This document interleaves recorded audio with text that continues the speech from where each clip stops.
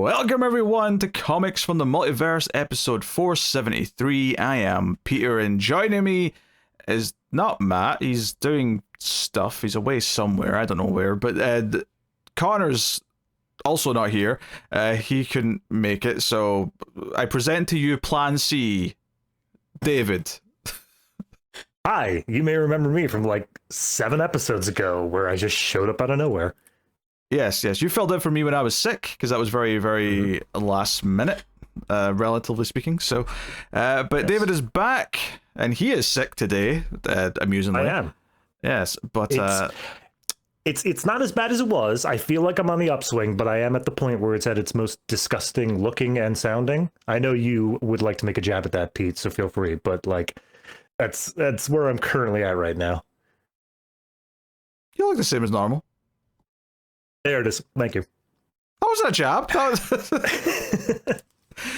If you took that as a jab, that's you reading into the comment way more than was intended. I just feel gross. I feel like I should look worse than I usually do. Yes, welcome everyone. It's the DC Comics podcast. We get together, we talk about the DC books we read this week. Coming up on today's show, we have Batman issue 1, we have Adventures of Superman, the Book of Kal-El issue 1, we got Absolute Superman 11, we got Absolute Wonder Woman 11, we have Absolute Green Lantern issue 6, Batgirl 11, JSA 11, lots of 11s today. We have Cheetah and Cheshire Rob the Justice League issue 2, we got Resurrection Man Quantum Karma issue 6, and I've got a Patreon book. I'll be talking about Planetary issue 11, because I didn't write down the number, but I think it was 11. So always 11. Yes. Yeah, guys, another 11. Yeah, funny that. So yes, that is what's going to come up on the show today. Plus, there's a little bit of news to talk about and whatever else. But yes, so hopefully you enjoy the show and we have some fun and maybe shenanigans will happen. I don't know. Fair enough. We're recording like an hour earlier than I normally do. My brain's not wired for it. I'm very sorry. I'm in a different time zone than that. I don't know how to argue against that one. That is true. You're in a different time zone. I mean, usually this is where I say, Matt, how was your week? But I mean, you already said you were sick, so I mean, I can't imagine you're going to give me a positive answer here. The reason I'm sick is that over this past week, for anyone who did tune in 7 weeks ago, you may notice I'm in a different location. I have been exerting myself like crazy because I've been moving.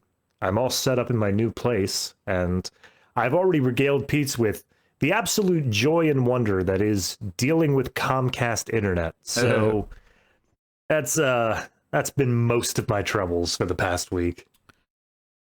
Yeah. And, you know, I mean, I'm sure you did a bit of a who the hell am I bit when you guested last time, but for anyone who's not familiar with David, we actually do other shows together. We have 2 movie shows that we do over on the Mail Fuzz Movies YouTube channel, and they're also via podcast feeds as well.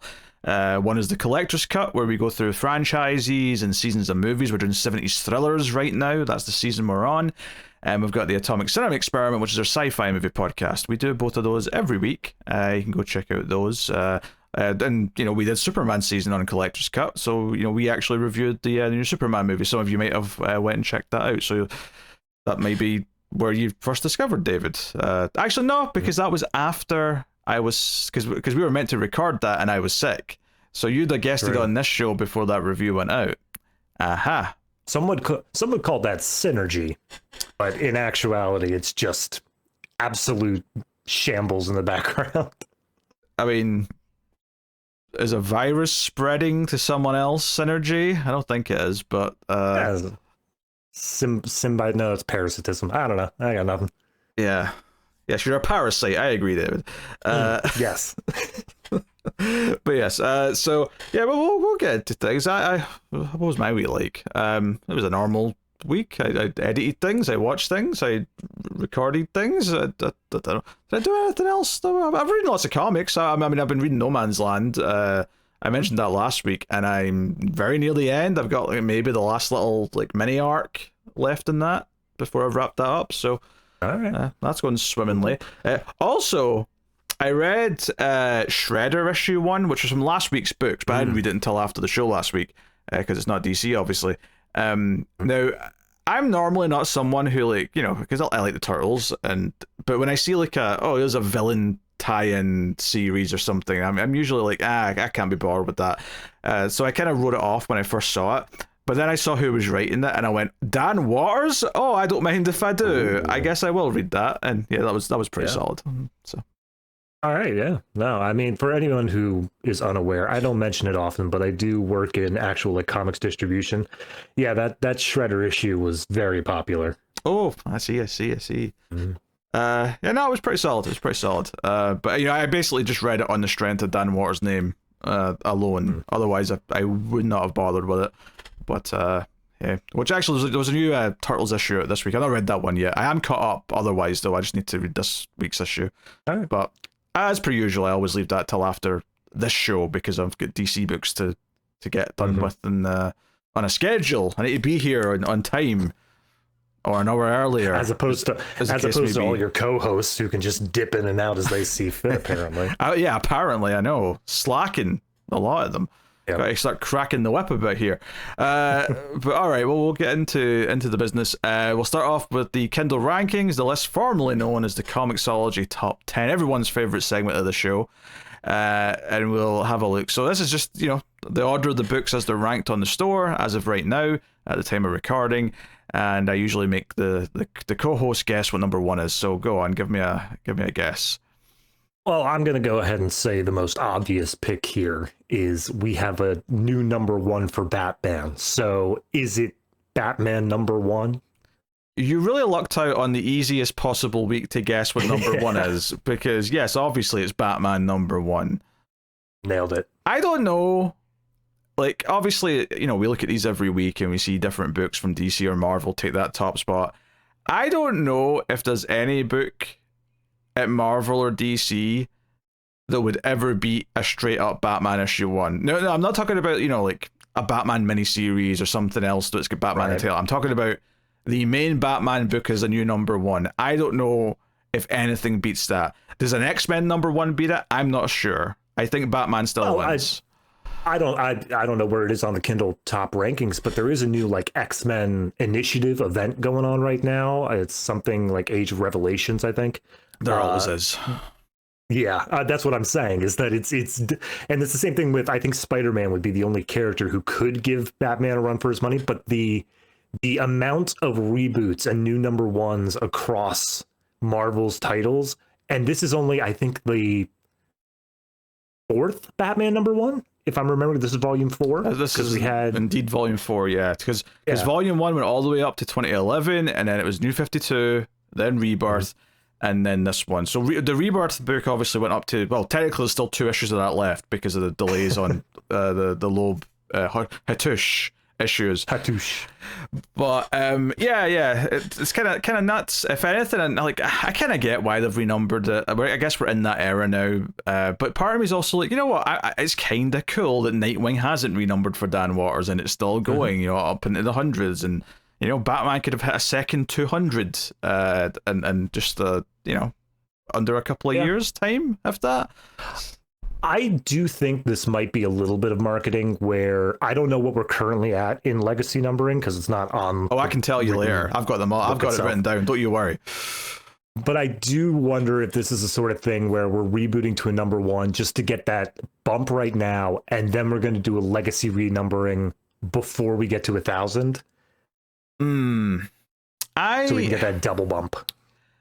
I mean, they did it with Flash and Wonder Woman, but both of those have since been renumbered again. So if I was to guess what they'll do, there's no guarantee, but I would guess that they'll acknowledge that issue 1000 is issue 1000 for obviously the marketing, you know, thing they can do with it, but it'll just go back to whatever the numbering is like afterwards. Yeah, that'd be my guess. Probably. Is it'll be like issue, you know, 48 is actually issue 1000 as well, and then 49's next, and that's just how it'll probably play out. I mean, I could be wrong, but I mean, who knows? Maybe Fractions Run will go up to what will effectively be 999, and then they'll have issue 1000 on its own, and then a new number one will start right after. God, I hope not. That's essentially what Bendis had. That's essentially what he did with Action. It's kind of funny, actually, that I've been like updating my comics database because I hadn't really done it in a while, and I was like amazed. I was like, oh yeah, I forgot that Tomasi had a run on Detective at one point, like after the initial Tynan run, but before the other recent ones. And I was like, oh, that's kind of weird. But when I was putting I remember you mentioning that on the show, and you were like, I know we read that, but like, I don't remember anything about it. And I'm like, no, you didn't read that. You hated that run so much you dropped it. Did I drop it? Well, okay. But I don't even remember reading the first one or two and dropping it, Right. It just, it's completely left my memory. But when I was updating a couple of Marvel books, and I've not read any Marvel books in ages, like it's been years, but I had some to update in my red like spreadsheet that I've got. And I was sort of like redoing how I write in like the titles with their volumes after them. So I've got the volume number and the year the volume started just consistently so that everything sorts really nicely when I want to sort things. And some Marvel characters are up to like volume 9 and they've never even had like a long ongoing. They just keep doing minis and they've done them so often that they're up to like absurd volume numbers. It's just, I don't know, it's oh yeah. Because at least when you look at Superman, it's at volume 6, it's like, okay, like, it's a shame that they've renumbered it that many times, but at the very least, like, all of them have been at least, like, I think New 52 is the shortest one at 52 issues. Yeah. Oh, well, maybe not. That might be. No, I think Tomasi's run might be shorter because it got cut short by Bendis. Tomasi's run for Rebirth is shorter because then they renumbered for Bendis. And then they renumbered again. But that was obviously like extenuating circumstances. That wasn't something that was... I'm sure they would have gone longer if it wasn't for Bendis coming in and saying, I want Superman at number 1. Yeah, but they renumbered for Williamson as well, though. So, I mean, they're clearly more willing to just do it now. So... I think the only character that's up to those numbers and kind of has the same sort of vibe, at least modern-wise, is Aquaman.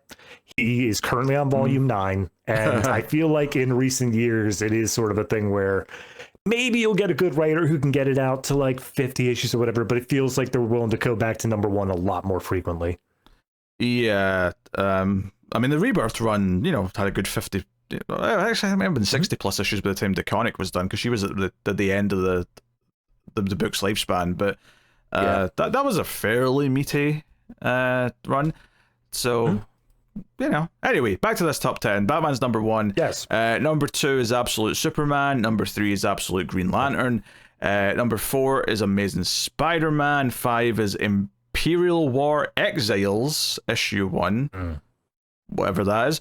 And number 6 is Uncanny X-Men. 7 is JSA. 8 is Avengers. 9 is Sonic the Hedgehog. And 10 is Star Trek Voyager Homecoming. Outside the top 10, number 11 is the Book of El Superman book. Cheetah and Cheshire's 14, Batgirl's 15, and then Birds of Prey is down at 20. In fact, I should probably mention Birds of Prey because we didn't mention that in the rundown at the start. So Birds of Prey weirdly got delayed. Like, this is the opposite of last week with Absolute Wonder Woman. It got delayed a week physically. So we're going to do it next week on the show. For 2 reasons. One, David actually gets all his books physically, so he technically, he could have got the digital for 1 issue, but he also hadn't been keeping up on the series, so it's probably just best to wait until Matt's back in the show and talk to him about it. So we'll do it next week. So that's why Birds of Prey is not on the list this week. So for the second week in a row, 1 random book's been delayed and only in 1 format for 1 week. I have to wonder if this is not a mistake, but them like running tests to see whether or not it's like shifting the way people buy things. I mean, like, on the one hand, right, it's happened a few times digitally now where just 1 random book's just been delayed a week. And it is kind of weird in that case because it's digital. Because at least physical, I'm like, well, printing error maybe. Something that actually needs to be fixed because, oh shit, we've misspelled like the penciler's name and it says butt cheeks instead of, Butters or whatever the name That's may not be. how you spell Kent. Dear God. So, I don't know what's going on. Like you say, maybe they're doing some weird sort of tests or whatever. But in both cases, it feels like very last minute, or at the very least, it feels that way because you just assume the digital and physical dates are the same because they're always are usually. It's just kind of in these weird cases where you check last minute and go, wait a minute, this thing's been delayed a week. So yeah, no, it was probably like 2 months ago. There was a Resurrection Man issue that had the same thing happen to it, where it was delayed physically. But I used League of Comic Geeks, and it was saying, no, it's out today. It should be in your store. But there is no differentiation because it's assumed it's always going to be in both forms at the same time. Yeah, in fact, the only reason why I noticed this one got delayed is because League of Comic Geeks did push it a week on the new comics page. However, what's so weird and confused me, and I sort of second guessed myself, is that in my pull list page, it still showed up for this week. So I don't know how that's happening, but I'm not going to blame them, because clearly this was a last minute weird delay, so the system's clearly just shitting the bed a little bit and doesn't know where to put it, which is fair enough. But anyway, so a pretty healthy DC week. Top 3 books, couple of other ones, one more in the top 10, and then there's like 3 just outside the top 10. Not too bad. So cool. Nothing to complain about. So I did say just we have curious. Some news. Oh, and you go, yeah. Sorry. Yeah, just curious about the rankings. There was one Marvel title, again, because I'm in distribution, I'm surprised I didn't hear about in the top 10. Is Amazing Spider-Man 94 anywhere up in there? Amazing Spider-Man 94. It's they did the X-Men 97. And okay, all right. I was going to say, is issue 11? What are you talking about? The name of the book's Amazing Spider-Man 94. That was number 12, so that was just after Book of Kal-El. So I wasn't too far down, but...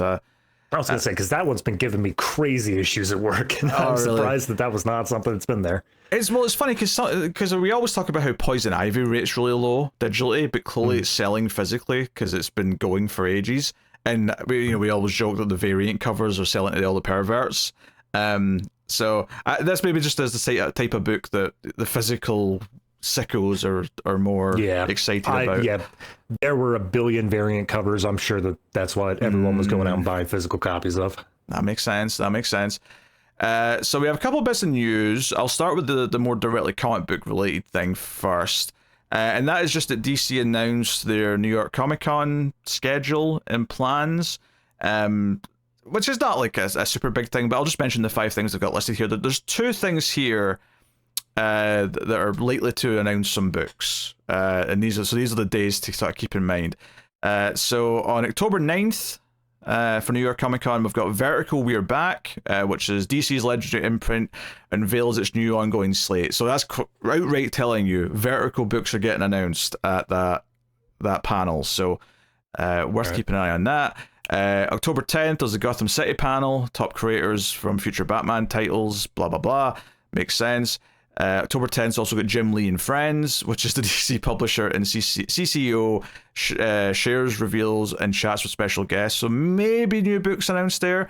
The one that I think is more likely to be like the new books announced for the main DC line is Saturday, October 11th, which is the DC KO What's Next panel, which says a deep dive into DC's all-in publishing initiative, including Night Fight and Absolute Comics. So that sounds like where you're probably going to get announcements for early next year and whatnot.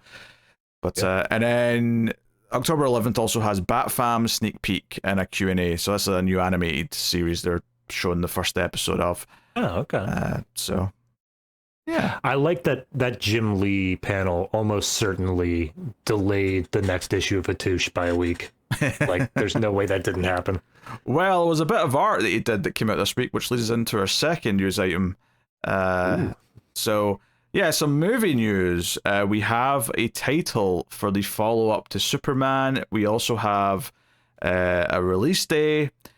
And yeah, it's interesting stuff. So James Gunn and the 2 stars, meaning Superman and Lex specifically, posted images with a title and a release date, that title being Man of Tomorrow. Kind of unclear right now if it's going to be Superman Man of Tomorrow or just Man of Tomorrow, but I mean, they changed the title to the first one like halfway through the making of it, so who knows, it's not like it's set in stone. But it's called Man of Tomorrow, and the images that they all shared, which were all new art that were created for this reveal, all showed Superman in his movie outfit and Lex Luthor in his power armor, his green and purple power armor. So we're getting Lex in armor. And so one of these art pieces was Mitch Gerads, one was Jorge Jiménez, and one was Jim Lee, which again probably helped delay. Like he's like, oh no, we need to delay Hattush. I've got like a movie project thing to work on. Everyone, calm down. This is more important. This one's gonna get in front of people's eyes. You've already pushed the other Batman series. I'm not gonna get any sales on these last issues. Yeah, so yeah, I mean, obviously, we were really positive on the new movie. We were speculating and excited to see what was going to be coming next, and we, assumed a bunch of things. I think what's maybe sticking out to me is that I think Gunn was almost being too weird with his, it depends what you count as a sequel. This is still very much just Superman 2. I don't really know why he was being coy about admitting that he's doing Superman 2, as if it was going to be something like, okay, sure, he's going to have to work with Lex in some capacity for a bigger threat. Yeah, that's interesting if that's what we're doing here, because I don't see Lex being the main villain again. I'm assuming we'll have a Brainiac or a Zod or whatever it is. But I think what caught me about this, though, is when I looked at those images and I saw the announcement. One, I was happy that it was only 2 years away. That's cool. It's July 2027. Yes. But two, is I looked at Lex in the power armor and went, you know what? This is the first time I feel like, we actually could see that in a movie. Like, no previous version of Superman has ever made me think, we could have the power armor. But this movie we just got, I'm like, I can see him suiting up. I can see that being something they do. Yeah, I mean, he had henchmen with jetpacks and shit. It's not that much of a giant leap from that. Yeah, absolutely. I will say I showed the promotional art to my fiance and I was like, can you imagine that in a movie? And she's like, that's going to look silly. And I was like, yeah, but like fun. That's the whole thing. I'm happy that we're having fun with it. Absolutely. Can you think of like the Hammer of Bavaria outfit? Just like that, but more colorful. There you go. Done. Yeah. I mean, that's the thing. In my mind, what I'm initially picturing is something like the bat armor from Batman v Superman, but then I have to adjust myself and say, no, this is James Gunn. It's going to be colorful. It's going to be gaudy. It's going to actually stand out. I'm looking forward to what I assume is going to be a scene where Superman has to go to Lex and begrudgingly ask him to help because he's the only one who can with whatever the threat is that's coming. I'm assuming that's how it's going to go down. I don't know for sure, obviously. Yeah. But I'd say almost certainly that armor is going to be run on Kryptonite as well, just for that extra little oomph factor. Yeah, I mean, I will say this, based on what they had Lex do in the movie, I won't say it for spoiler's sake, but I don't think he's redeemable. At least not without some very, very serious work to convince me of that. So, good luck if you're going to try and turn him anti-hero in a more, strict sense. But, it's cool. It's cool. I'm certainly, I think the announcement was pretty solid. I'm excited to see what they do next. I mean, having seen that first movie and now being invested in this new universe, I'm like, I'm game. Give it to me. Yeah, no, I think the only thing that kind of is weird to me is that it is just Man of Tomorrow, because I feel like that's, for the general audience, that's going to alert some people back to like Man of Steel, rather than being a continuation of like this specific universe. But obviously for us, it makes sense. Yeah, I don't think it's going to be I think you have this Superman logo, specifically this Superman logo that this movie is associated with. This movie did well, had good word of mouth. I don't think it's going to be in it. And they'll see the logo, they'll see Corn Sweat and whatnot, and they'll get it. They'll know what it is. I don't think that's going to be an issue. So, all right. Yeah.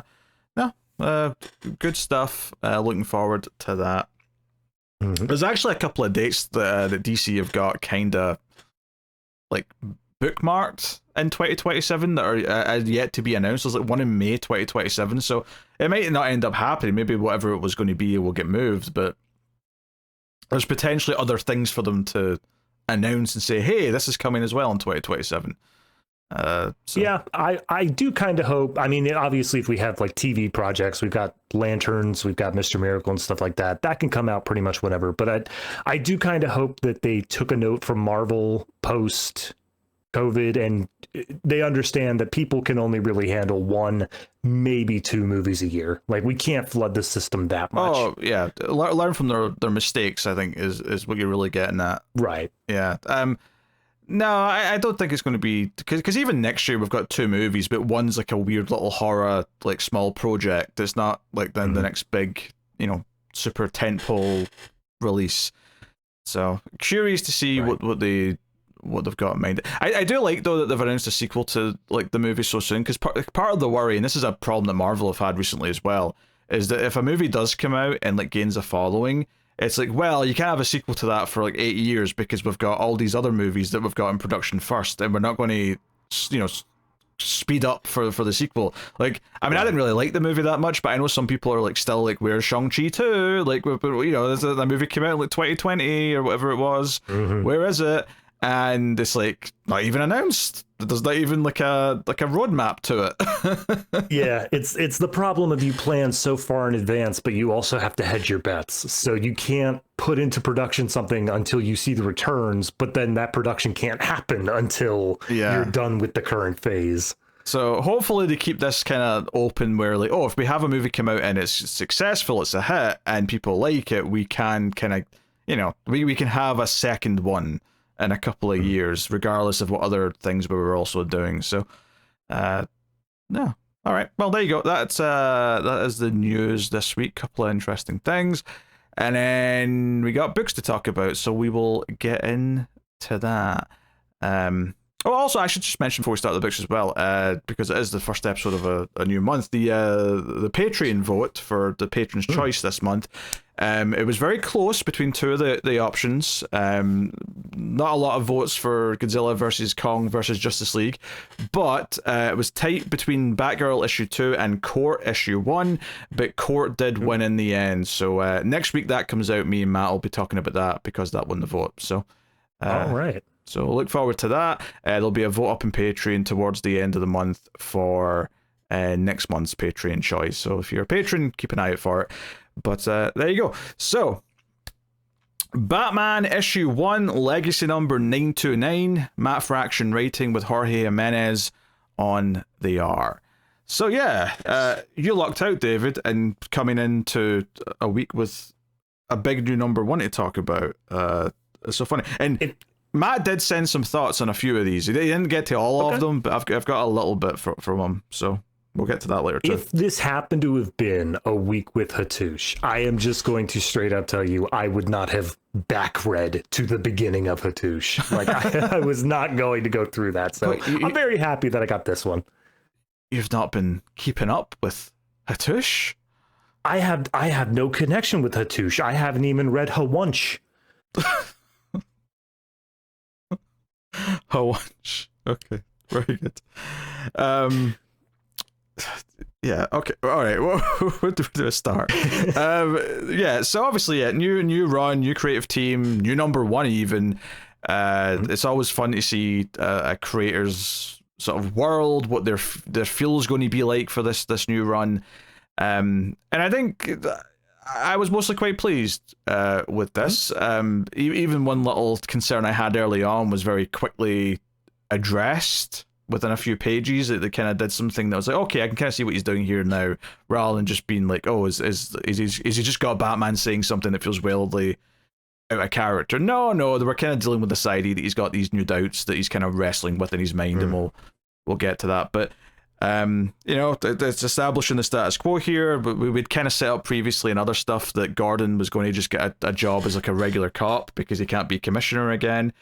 So that's actually the very first thing we get is him with his partner, who is still used to calling him like sir and commish and whatever else. So all that stuff. This is a Croc story though, this first issue, and we do this kind of idea that Croc is sort of mutated into an even more monstrous version of himself, and Batman is chasing him across the city, but it has kind of a sweeter ending than perhaps you maybe were assuming that it was going to have. Yeah, I really do like the way that this is formatted, and I was reading the Ashcan, the one that came out from Comic-Con, and it's also in the back of this issue. There's an interview with Fraction, basically saying what his format is. And it says that while he's going to have an overarching arcs, he's going to be doing something. Each issue is going to be kind of standalone. Each one is just going to be their own thing. And if they're all formatted like this, I do really like the vibe of that, because it's just kind of its own nice little story told in miniature, where you get this idea of what his version of Batman's going to be about. It feels... It's the sort of thing where, because of the era we're in, this feels more unique to do it this way, whereas there was a time when this was the normal. This was what most comic books were doing. So it feels kind of fresh because it is different to what the other books are doing. And because, we have Detective, and we've got well, Dark Patterns is ending, but, we've got other Batman books, but we're getting the slow burn, long form stories. What are you talking about? DC never puts out extra Batman books. They've got like 2 max. Oh yeah, sure. So yeah, we get some pretty cool monstrous stuff here. Obviously, Jiménez's art's a big talking point as well, and by and large, it's pretty stunning. Like, there's very little to complain about. Like, if I was to make a slight nitpick, that first page where you see Batman and they're going for that sort of like, I don't know if I'll call it an optical effect, because he's standing looking at the hole of like the hole in the wall at the edge of the building, and we're doing kind of that almost curved lens kind of feel. I don't know if I'm a fan of that conceptually, but I get what they're doing for. Like, I understand the intent. Yeah, it's the GoPro. Batman's just got a GoPro right in front of him, and that's the way we're seeing this. Yeah, so there's a whole thing here where he's talking to the scientist lady who was working with Croc before he ran out. And she's basically arguing that Croc's evolving, that he's getting nicer, and like he's confused. His brain's kind of, he's kind of like a child almost, but he's not bad. He's not a villain. And Batman, and this was kind of the one little like concern I had, is Batman kind of says, "But people don't change, Doctor." And I'm like, that doesn't really sound like you, Batman. Like otherwise, why do you not just kill people if the people can't change? Like, that doesn't quite add up. Because he's always been that way, and he can't change. Yeah, that clearly leads though to like a big thing that Fraction's going to be doing here, which is this idea of him wrestling with his conscience, and that conscience is represented with Alfred in his head. So we're getting him talking to Alfred, and I have to, fair play to them, because as soon as I saw this like in his head Alfred sitting next to him and Batman talking to him, there was no part of it that made me annoyed or made me roll my eyes. It just kind of worked. I was like, yeah, it makes sense that he's conscious. If he's going to like talk to someone in his head who represents his like struggling conscience, it's going to be Alfred, because Alfred's the one who would challenge him on these things back in the day. So I had no problem with that. I think it's kind of a nice motif that is maybe specific to this book, where he's going to like, I imagine it's going to be an almost every issue thing, but at least once, maybe not as heavily as this one, because this is the introduction to it.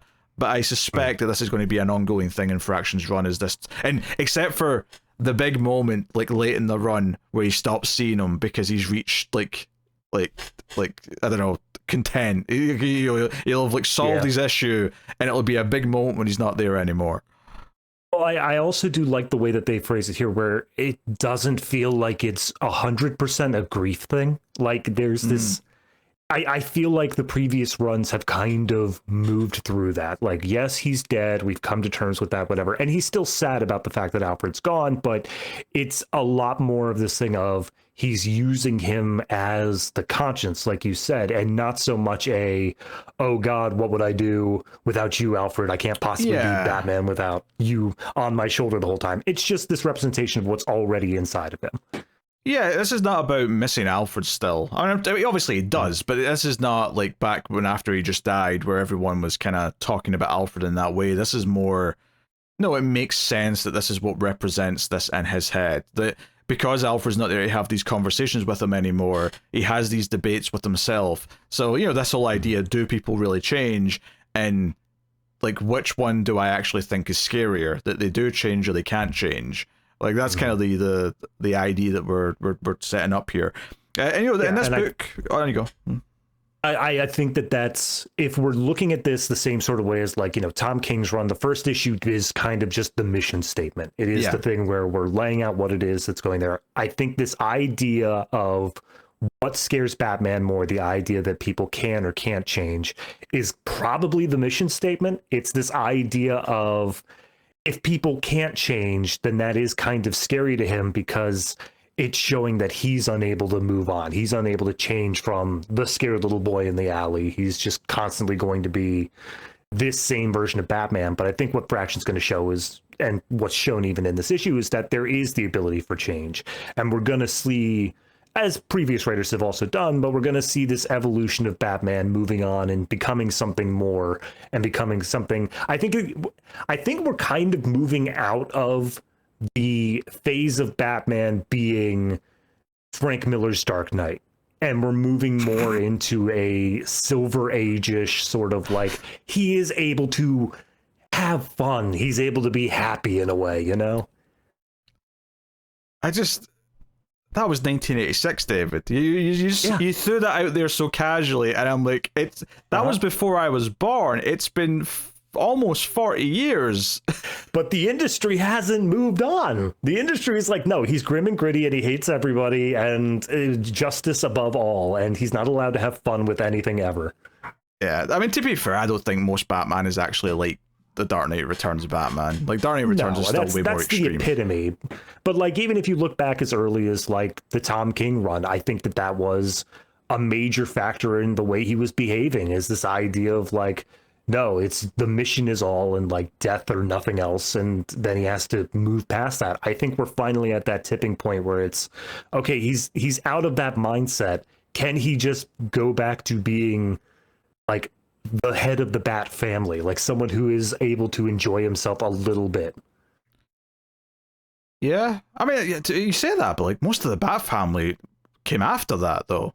Like, oh yeah, you know, I'm saying, like, you know, I think of the Batman who's got Dick Grayson Robin and Barbara Gordon Batgirl. I'm thinking, like, not Adam West levels of campy, but just that's, you know, the Silver Age version. The idea of it being able to do that fun stuff before the death of Jason Todd, before Dark Knight Returns, stuff like that.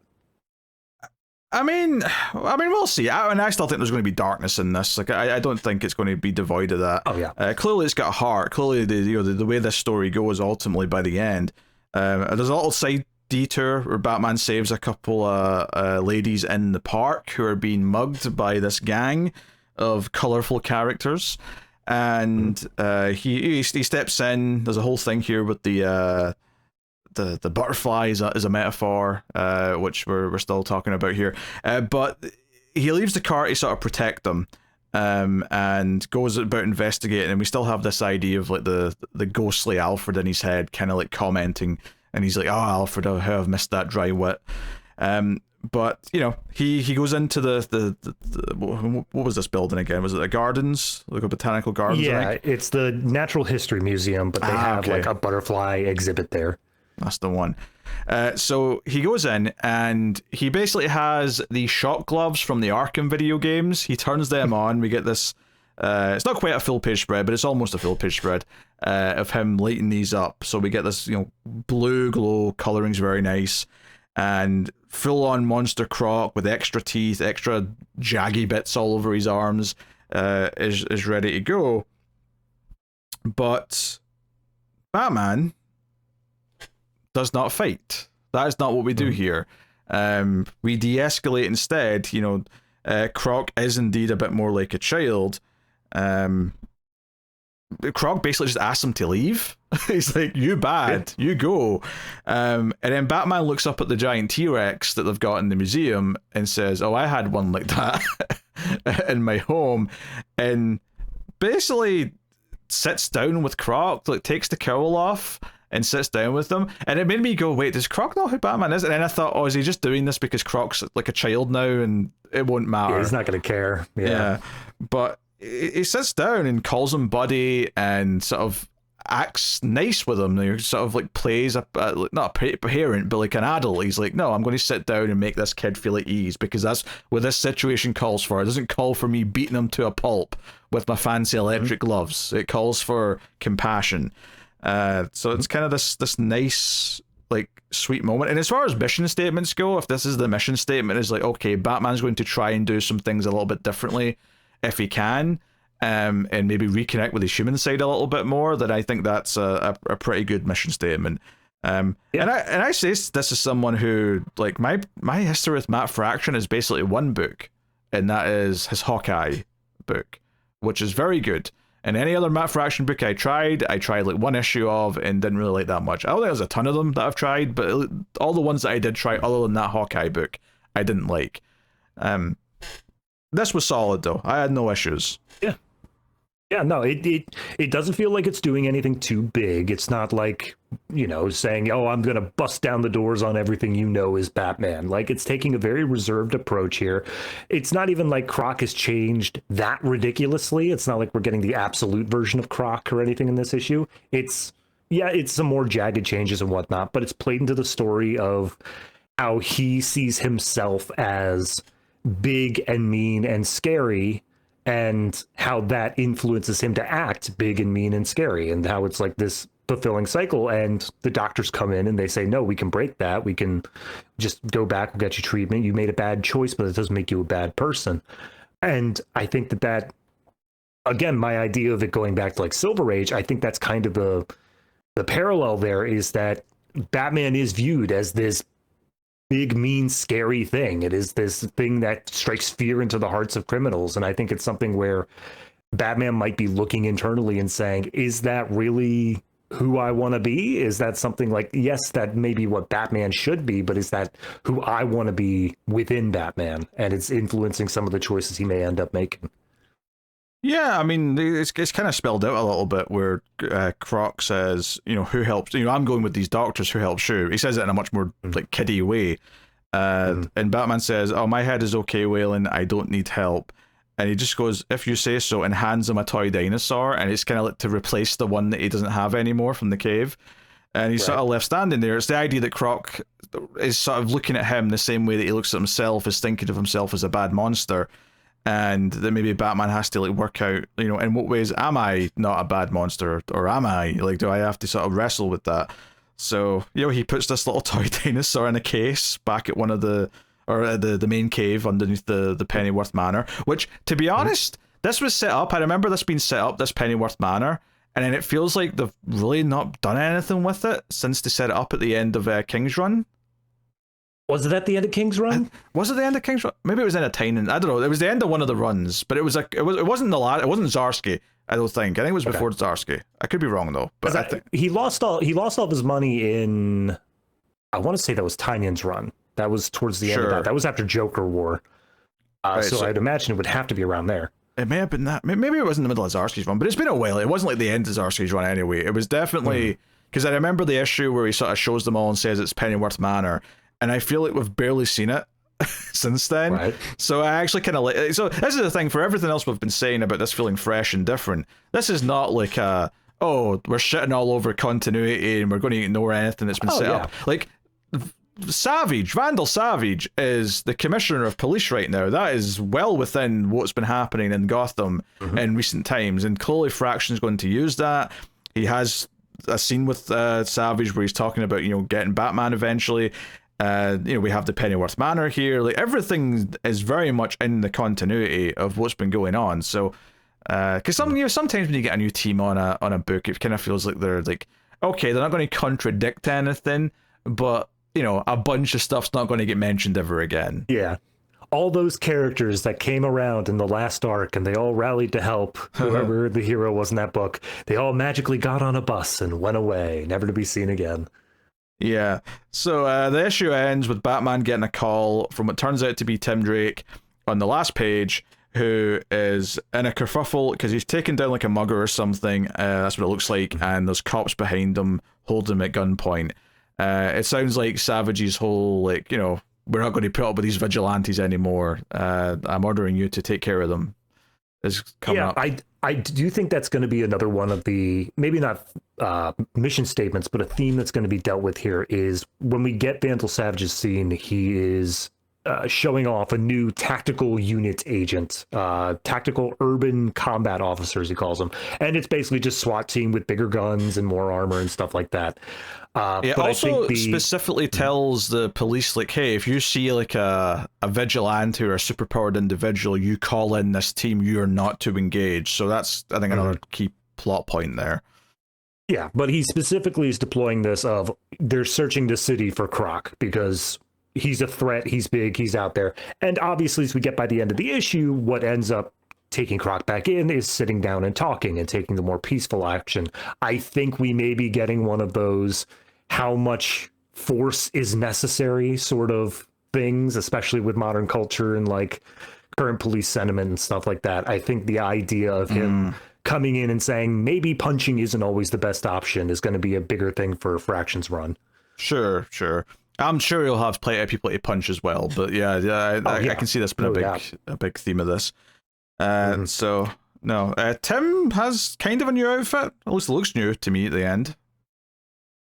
I'll be honest, I don't think I've seen anything with Tim since he was Drake, so whatever. Oh, that's true. It's not like I've seen a lot of Tim recently. Maybe this is what he had in whatever random miniseries he was in the last couple of years. But I mean, Tim being one of the main supporting characters, perhaps. Obviously, they set up Gordon, they've set up Savage. So we've got a few players that we're dealing with here on an ongoing basis. Yeah, obviously, over in Batman and Robin, we're dealing with Damian a bit more, but wasn't Tim the one who was like really hanging around in Zdarsky's run, like as he was doing the multiverse hopping and stuff like that? Yeah, in the multiverse hopping, but that was like, beginning of the run. Yeah, that was like the second arc, which so a good over a year ago, certainly at this point. Yeah. And art, like we said, Jiménez is a solid artist. There's that's even selling that a bit short, to be honest. The art's pretty spectacular in a lot of places. Particularly those sort of like when he sees the T-Rex and there's almost like these just god rays coming down from the skylight to sort of give it this glow, give it this magical feeling. And also the idea that Croc is like drawn to it because he sort of sees himself in a T-Rex. I think it's an inspired little choice, which is nice. So no, I mean it's very big, it's very detailed. There's a lot of depth to the images. I think the layouts are very simple. This is not the sort of book that's doing a lot of really wacky layouts, but it's very well paced, and when there is action, it does flow very well. It's clearly there's a conscious choice been made here about how to sort of how to lay this book out, is because some books go for something that's more consistently fancy, and sometimes like the more straightforward choice is the right one, and that's what they've went with here. But the art always feels very like top tier, always feels high caliber. So nothing to complain about for sure. No, definitely not. And I again, even just like the smaller moments here of him rescuing those two women in the park from what I can only assume are the Scissors Gang, because they have scissors. It's a strange gang, but whatever. It's a nice little beat. It's just a tiny little downbeat of the police don't think that it's worth them coming in here and breaking up gang violence. I disagree. And you get a good action scene followed immediately by this breakdown of him finding the butterfly. And it's such good writing where it can pivot from such a fast-paced action scene to such a soft moment of Batman just holding a butterfly in his finger. And it really feels like it works. It does lead to another thing I would praise this issue for, is I think it's very well paced. There's a very good pacing to this where it sets up a problem, Batman has to go looking, there's an action sequence, and then it calms down for the sort of the more heartfelt ending to the whole thing, and then there's a cliffhanger. And part of that's the art, because it is so well paced out in all of its layouts, but part of it is just the writing. And if it's kind of going back to what we were saying right at the start, is this, that it feels like a mostly self-contained story. At least the main plot of it is it's kind of like a 90s or early 2000s TV show in that sense, where it's got the story of the issue, but there's like a lot of B-plot stuff that's doing the overarching things, like all the stuff with the police and Tim at the end. That's all about the larger story, but we've got this A-plot with Croc that feels like fulfilled by the end, and it makes a point by the end, so you feel like you've gotten a satisfying meal. So yeah, no, I think that's the part I'm looking forward to the most with this run. If it keeps up this sort of pacing where each issue is its own self-contained thing, is that it doesn't feel like it's just an endless parade of cliffhangers with no resolution. Like, we will actually, at the end of each issue, feel like we got a story told. Yeah. So with all that said, what you rating Batman issue 1? I mean, it's very, very good. I really don't have from the writing to the art, I really don't have anything bad to say about it. I think it's we were saying that it is kind of down to basics, and I would agree with that. So I don't want to say it did anything exemplary, like over the top, but I would still give it a very solid 8.5. Yeah, I was thinking 8.5 as well. It's the sort of thing where it feels like it could be the start of a special run. I just kind of need to see how it takes shape as he writes more of it, and we get more of where it's really going. But it's a really solid first issue, and of course one of the big things that help in it is that it's following Hitush, which was following Zarsky's run, which I didn't really like. So, like, it's definitely, I mean, it's the most promising issue of Batman I've read in like 3 years or something like that. So, you know, it's been a while since the main Batman book has been working for me, and it's a shame because Zarsky was a promising person to put on the book. It just ended up being disappointing. It is interesting though, because I like Zarsky and Fraction I both associate more with Marvel just because that's where I saw them first. So it's just kind of funny that we're on another like ex-Marvel writer here, but no, it's good stuff. I'm excited for issue 2 and seeing where he keeps going with it. It feels bold. It feels like a really easy jumping on point. I mean, even that opening scene with Gordon, I mean, obviously it's a good scene and it kind of like fills you in and like where he's going to be in the world. But if you're a new reader or you're someone who's not read Batman in years, it explains that he's got this new position, that he's not commissioner anymore. It sets things up. It sets up that Savage is the commissioner. It makes a point of going through, this is the status quo right now, so if you've not been reading the comics, here's the stuff that you need to know. Otherwise, you'll be scratching your head later when various things happen. There's also a bit when he's flying over Gotham, they do a couple of cuts to like TV shows or specifically like news stations, and it kind of gives you just a feel of the city as well. How is everyone feeling about Gotham? And it seems like tensions are pretty high on a bunch of stuff. Yeah. So yeah, that's Batman issue 1. Adventures of Superman, the Book of Kal-El, issue 1, Philip Kennedy Johnson writing with Scott Godlewski on the art. So this has been a bit of a long time coming. We kind of knew that when Johnson wrapped up his Action Comics run, it kind of felt a little abrupt, like it didn't really have like an ending, and it was a really good run as well. Like all the War World Saga stuff was great. I was enjoying what he was doing afterwards as well. And they kind of announced this a while ago, and then it got delayed because they didn't want it to kind of conflict with the relaunch of Superman and like Unlimited and all that as well. So it's taken a little bit longer to get to, but it's a 12-issue book by Johnson, which, I mean, unless there's more to it afterwards, but I'm kind of assuming this is going to be the big grand finale to his Action Comics run, effectively. And I think, well, it's always a bit weird when you effectively get the end of a run in a different book in some ways. Obviously, it's not that unheard of. Like, you know, Grant Morrison's Batman was a Batman run until it suddenly became like 2 other books and then back to Batman again and whatever. I think the benefit of this, though, in a weird way, obviously it's a bit odd as an issue 1, because if you haven't read his run, it doesn't really feel like a great jumping on point. But it does feel big. It feels like this. Maybe it's just because he's had more time to really think this like last chunk out or whatever. But this immediately feels like an event in a way that I don't think just the next arc of Action Comics would have felt. Whereas this feels like it's doing something kind of big and grandiose, and it's building on what that Action Comics run did. But it feels huge in a way that I don't think it would have done if it was just a part of the book. Oh yeah, no, it feels like because we have had all of his other stuff be in continuity, it feels like it's in continuity, but it also feels like it's not shackled to current events.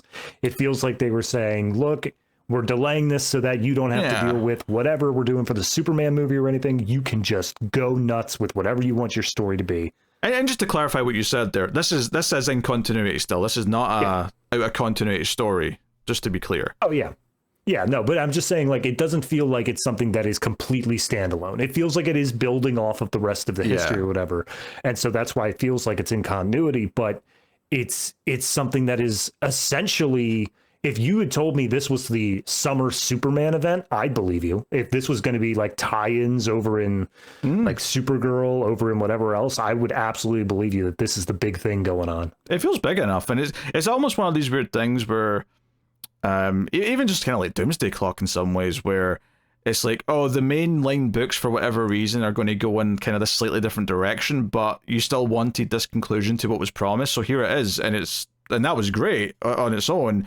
And this, and the good thing about this is this doesn't have to contradict anything. This can just be a great Superman story that you can just kind of slot into, like, maybe before the current book started if you want, or whatever. But because the one thing that's notable is the one thing that's been kind of missing in all the other Superman books is they've kind of just ignored the two kids that kind of became a part of the whole world during his run. Yeah. And it really stuck out to me in this, when this started and we see these two kids again, I was like, oh yeah, why? Like, it's almost like the other writers just don't know what to do with them. They're like what, and maybe it's because they're going to be gone by the end of the story, so there was never plans to, like, keep fleshing them out for, like, ongoing forever status. They were going to have an ending. It's just that Johnson's not gotten to do it yet, so we're just kind of in a holding pattern. I also want, because honestly, Johnson strikes me as the kind who has, as soon as he was writing his World Saga, had all of this mapped out. I would not be surprised if he had that. So he may have been going around the office saying, like, hey, look, you want to do anything with the kids, you run it by me, because I have very specific ideas for them. Yeah, very possibly. I mean, it starts off bold. The narration is told in hindsight from someone who's writing in the Book of El, which is this book from the far future. And it talks about this character who was in the Warworld saga, whose name I am forgetting at the moment. I'll get to it in a second. Krillux, thank you. Yes. But he was in the Warworld saga. He was one of the prisoners, and he lost his family, lost his home. Like, these Kryptonians who were a colony, they got driven out of their home, and they became slaves on the Warworld, right, under Mongol.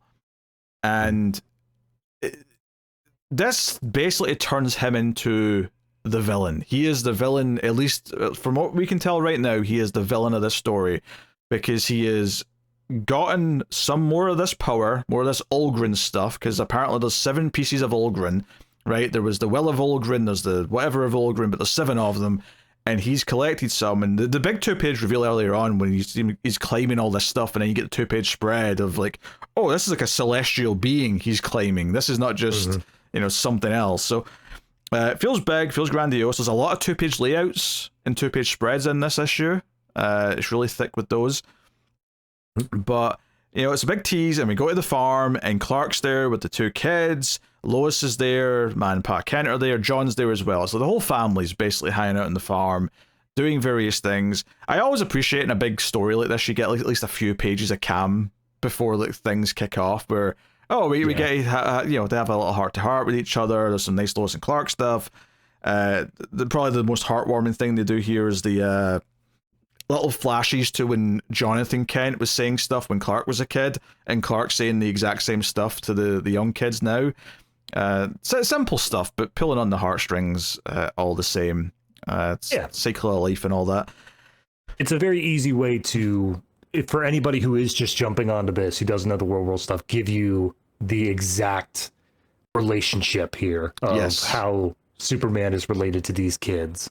Yeah, they're adopted, obviously. They've been taken in by him and Lois, and they're struggling but doing their best, and kind of try to, give them a feeling of home, because they've grown up in these weird circumstances where they were taken from their world when they were really young, and then they were used to being these gladiator slaves on this weird, like, mechanical flying planet. So anyway, things kick off. These portals in the sky open, and it's one of the races from Warworld that come jumping out, and Superman and John fly off to try and take care of it.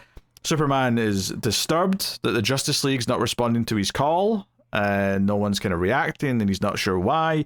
And then we get the reveal. Well, we obviously saw him at the start of the issue, but this is the reveal here that Krillix is the one behind this, and he's basically saying, "Hey, I need to take over these worlds. I have to build up my power so I can reshape the universe in my image, and bring things back. And I promise, Superman, that when I reshape the world and the universe, you and your family will have a place in it, but I've got to take over first." And as we get towards the end of the book, we get the narration talking in the hindsight of oh no, Earth was straight up occupied during this. There's going to be an occupation of Earth with these enemy forces, and Superman at some point here is going to get slungshot across to the future. That's kind of the final couple pages here, as we go to long from now on a distant planet, and these aliens show up to attack this teenager, I think it is, who's stolen something or whatever, and Superman flies in at the last second and blocks the blast, and it's like, oh, Superman's here.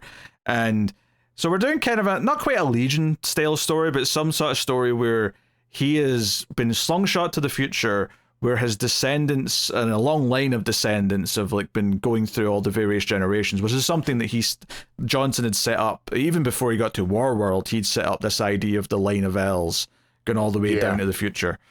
So I suspect that all this occupation stuff of Earth and how bad things go for Earth is all going to be undone when he goes back to the past. It's going to be a sort of thing where this has all happened in this one particular timeline, but when he actually gets to fix everything, most of what we hear about happening on Earth, because there's a couple of we'll call it back matter at the end, where there's a page of Kara's journal, and she's talking about day 16 of the occupation and about what the rest of the family are doing to try and help, and where John's going, where Keenan Kong's going, and what's going on. I did read that. I didn't read the second one because I read through that page and went, oh, there's a whole other page talking about L's. The second one is essentially just the chronicler talking a little bit about the future stuff and about the kid that we see as one of his descendants, whose name is Ronan, and how he's the last of the Superman line. And this planet that they're on is actually still Earth. Oh, really? Okay. Turns out the city they're in is Smallville, and everything has been demolished from Superman's past except for one building, and so he's acting as a vigilante hidden in the shadows, whatever, who's just striking back at the occupying force however he can. And the bit of the back matter that kind of rhymes is Kara's back matter basically says, "Come home, Cal, we need you," and then in the back matter of the chronicler it says, "We need you, Superman." So it's the same thing in both times. Yeah, it's interesting. So, because it kind of hints that, he was slungshot across to the future because this is when his descendants would need him the most, so, no, I'd be curious. It does feel like a big story because you've got this, this narration happening in the past tense, where it kind of feels like someone's telling this grand story that's spread across time. Even the way it describes Krellix's, quest at the start, it feels like this big, larger than life thing. That's these big goals that he's got. So, just to summarize this as well, his goal on Earth, aside from occupying it, is to get the kids, particularly the boy, because he was resurrected or resuscitated with one of the Olgrin powers during the Warworld saga, and that's why he's after him. Yeah, sure. That's one of those things that I was like, okay, I'll take your word for it. But it's very not new reader friendly because they're going on all that, and it feels like a lot to take in. And it's just like, but he has one of the Olgrin powers. I'm like, I'm still not sure what the Olgrin powers are at this point. They've not really been into what all of them are, to be honest. One's the Will of Olgrin, which I think is what the one that the kids got, and then there was another one in that Green Lantern War Journal book, which Johnson also did. So he kind of sprinkled some ideas for that in a Green Lantern book, which is kind of interesting. To be honest, I'm shocked there's nothing came up in his Batman and Robin yet about Olgrin. I'm kind of expecting it. I'm expecting some Olgrin teases at some point. Yeah. Well, there was a bit in Kara's back matter of saying how there were all these different points that were being invaded simultaneously. And she specifically says, apparently there was an invasion force over Gotham, but it immediately burst into flames and went down in the bay. And all she says is the cryptic, "I think I know why that happened." And I'm like, is it just Batman? Is that the answer? Because Batman? I don't think Batman would blow up all their ships. That doesn't seem like his style. So I'm curious. Probably not. What exactly happened there? But I think that's something that they're teasing. I feel like we're going to get an answer to that at some point. We're going to get, what happened when they tried to invade Gotham. But regardless, honestly, is it as someone who really loved Warworld Saga and liked kind of this new family unit with the two kids being added to it after the fact, I think this is a really nice thing to get, because it feels like, okay, we're getting the big ending to his run. It feels like it's going to, because Warworld Saga was this epic that was the big, I mean, it wasn't quite the start of the run because there was a little bit before it, but it was basically the start. It was basically this big thing that spanned a multi-arc story that was almost the entire first half of the run. And then things kind of calmed down when he get back to Earth and all that stuff was playing out, and it was definitely much smaller by comparison. There was some good stuff in there, but it was definitely a much lower key part. This feels like it's found a way to make it big again for the big climax, where it's like, okay, we started with this big huge thing, and we're going to end with this big huge thing. But the tragedy here is that the villain is someone who's basically in the state they're in because of what the more normal villain like had done to them like over the course of that arc and even before it, with the backstory.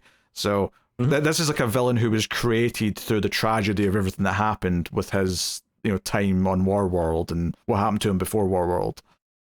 Yeah, no, I mean, I will say, as someone who, I listened to you guys talk about Warworld, I tried to chime in immediately, but it was one of those things where I felt like as soon as I missed an issue, it was just done. Like I couldn't possibly go back and try to catch up on it. So with all that said, this book does make me want to go back and check it out. That is something that this book does accomplish, of getting that interest flared up enough that it is a worthwhile thing. Because I don't know if it's out yet, but they at least announced that there was a Superman by Johnson omnibus that collected like all the World plus the stuff before then.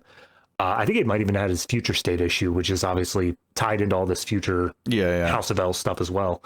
But that's the sort of thing where I would absolutely go back and check that out just to have a better understanding, because this does have such an epic scale that I'd want the better understanding of it as we wrap this up. I'm curious, was that a volume one of an omnibus? Are they sort of accounting for the fact that this will be the end of it, or is that an omnibus of everything so far, and then this will be kind of like the deluxe that goes next to it kind of thing? I'm probably the latter, because I feel like they're just going to, if they're going to do another omnibus, they're also going to work in War Journal. They're also going to have that be part of the story. I could see that. Yeah, I don't know what you call it at that point though, because you can't just call it Superman by Johnson. You just call it Phil Kennedy Johnson. That's all you say. Just there you go. His book. Yeah.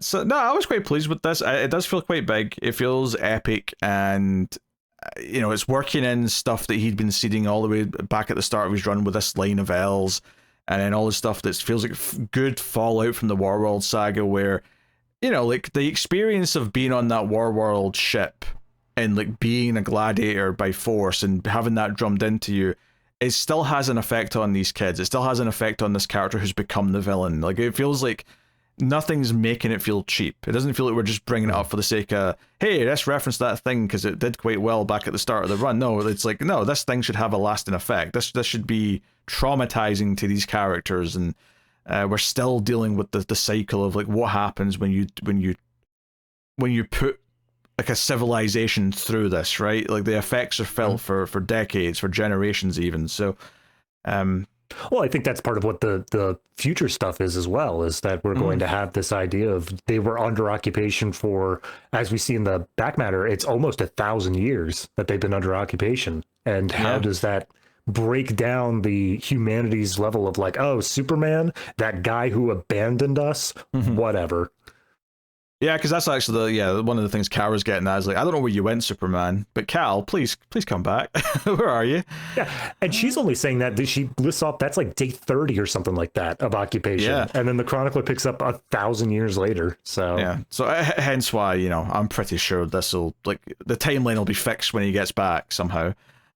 Nope, Legion of Superheroes are like, oh yeah, it was a horrible 1,000 years, and then all of a sudden everything got better and we just showed up. Godlewski's art is honestly, like, I wasn't super excited by Godlewski's name because I don't think I've been, like, I've never hated his art, but I've never been thrilled with his art either. It's always been very kind of house style with its own quirks. I think maybe because they had a lot of time for this, maybe because, like, he's treating it like this big special 12-issue series or whatever, but it did feel pretty confident in a way that I don't think I've felt from Godlewski before. That's fair. I mean, I'm not sure what I have really ever seen him on before, but I like the style of each one. The only thing that threw me a little bit is when it came to the opening farm scene, Mm-hmm. There's a moment that maybe this is a writing issue. I'm not sure who put this in, but they show Pa Kent's going to fix up a fence, and then Superman says, "Hey, yeah, I'll be right there. I just got to clean up the kids." And they show like the portals in the sky over top of Clark, and then we still get like 2 pages before anything happens, like before anything comes out of the portals. And I'm like, I just thought it was an art error or something, or like maybe they were making a reference to like something that happened on Warworld, but it was a weird moment for me. I mean, I think it's just meant to show that the portals are starting to form and no one's going to notice until the ships start coming through. I think I'd probably agree that they made them too like prominent, like maybe just some like more like light cracks in the sky at that point, given it's another couple of pages would have been more suitable, because it kind of looks like there's already big holes in the sky at this point, and like, right, why wouldn't people notice this? But I get what you're saying. I think there's a nice range in here though, because you've got all that big epic stuff in the first few pages of like, climbing up the celestial being and all that, and then the farm stuff is all very sweet, nice and natural, a lot of moments between the characters that are it's all like character performances, right? It's all facial expressions, and like they do a good job of making you if you want to feel the impact of Clark not being here for basically the rest of these characters' lives because he's been slingshot to the future, as much as it's going to be fixed later, you have to show him being a family man, like having there's even a line where Lois says, yeah, maybe you do say I love you too much, but come back so I can hear it again. And then seemingly she'll never see him again based on what we're hearing from the rest of the story. So that hits quite well.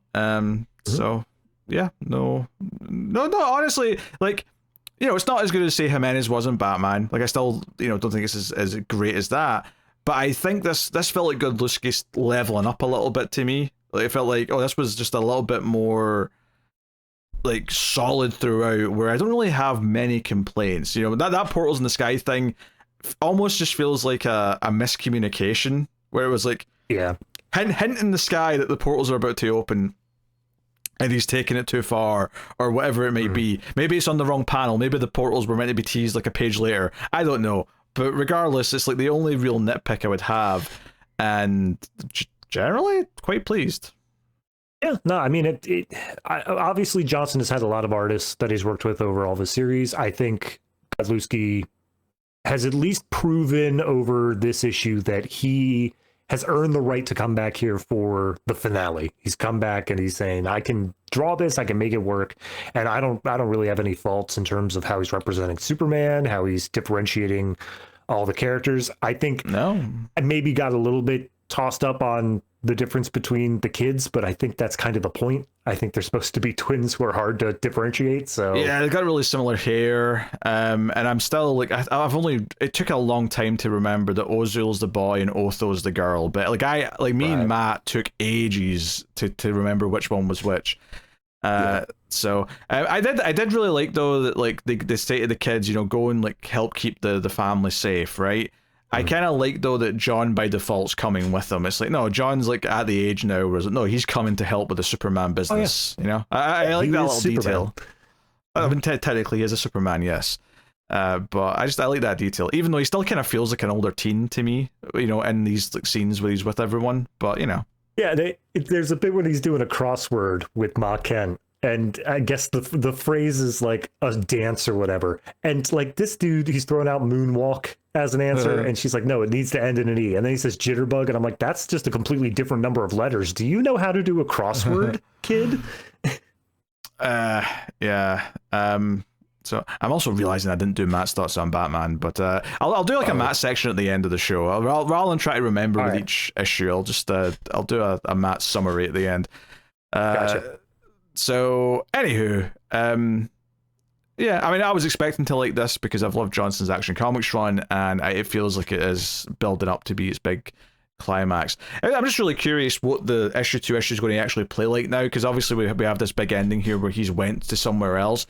Are we going to see more of what's happening in present day? Part of me thinks we won't. Part of me thinks we'll just hear snippets of like them talking about it as ancient history and like Superman reacting to that as he like tries to like figure out what he's here for, what he's going to do, and whatever the problem to solve is in the future. Clearly there's a bit of a regime who are in control here that are a bit a bit excessive with the force, shall we say, based on the quick snippet we got. Yeah, I guess I'm curious how he's really going to differentiate it from the war world idea of this world that has been taken over by this power and he just has to overcome. Like, what's going to be the main difference between the two? I mean, I imagine it's very intentional that there's going to be a lot of parallels between both of them. I can see that for sure. So, very cool. All right, what are you giving Adventures of Superman, the Book of L? So someone who wasn't really keeping up with Kennedy Johnson's stuff, it's a little bit hard to get into for me, but I can appreciate the scale of it. I am interested in the story itself, and as we said, the art looks great. So I think I'm probably going to come down on this at just a solid 8 for me. And that's, again, with a very open mind of willing to take in the story, recognizing that stuff came in before it. I think if you're a new reader who didn't know Johnson was wrapping up the end of his saga, this would be a much harder sell. But for me, it's definitely at that 8 level. Yeah, I mean, I think I'm just naturally going to be a bit higher than that because I am invested in this story. I have been building up to this. You know, and his run started, you know, whenever Future State started is basically when he started this whole saga, and that was like 4 years ago or something like that. Yeah, that was end of 2020, because I was right after Death Metal, so... okay. Yeah, actually, now that I'm thinking about it, I think it was January, February 2021, because I remember it being the start of the year. Yeah. So, yeah, I mean, I'm pretty happy with it. I think it feels big, it feels epic in a big way. You know, it has that kind of thing where it both feels at the end of his run, but also feels kind of like, oh, this was so big it demanded like its own 12-issue series with its own name. You know, it feels that big and grandiose. So I think I'm tempted to just slap it with the 9. All right. I'm definitely at least at 8.5. I'm definitely kind of in that territory there.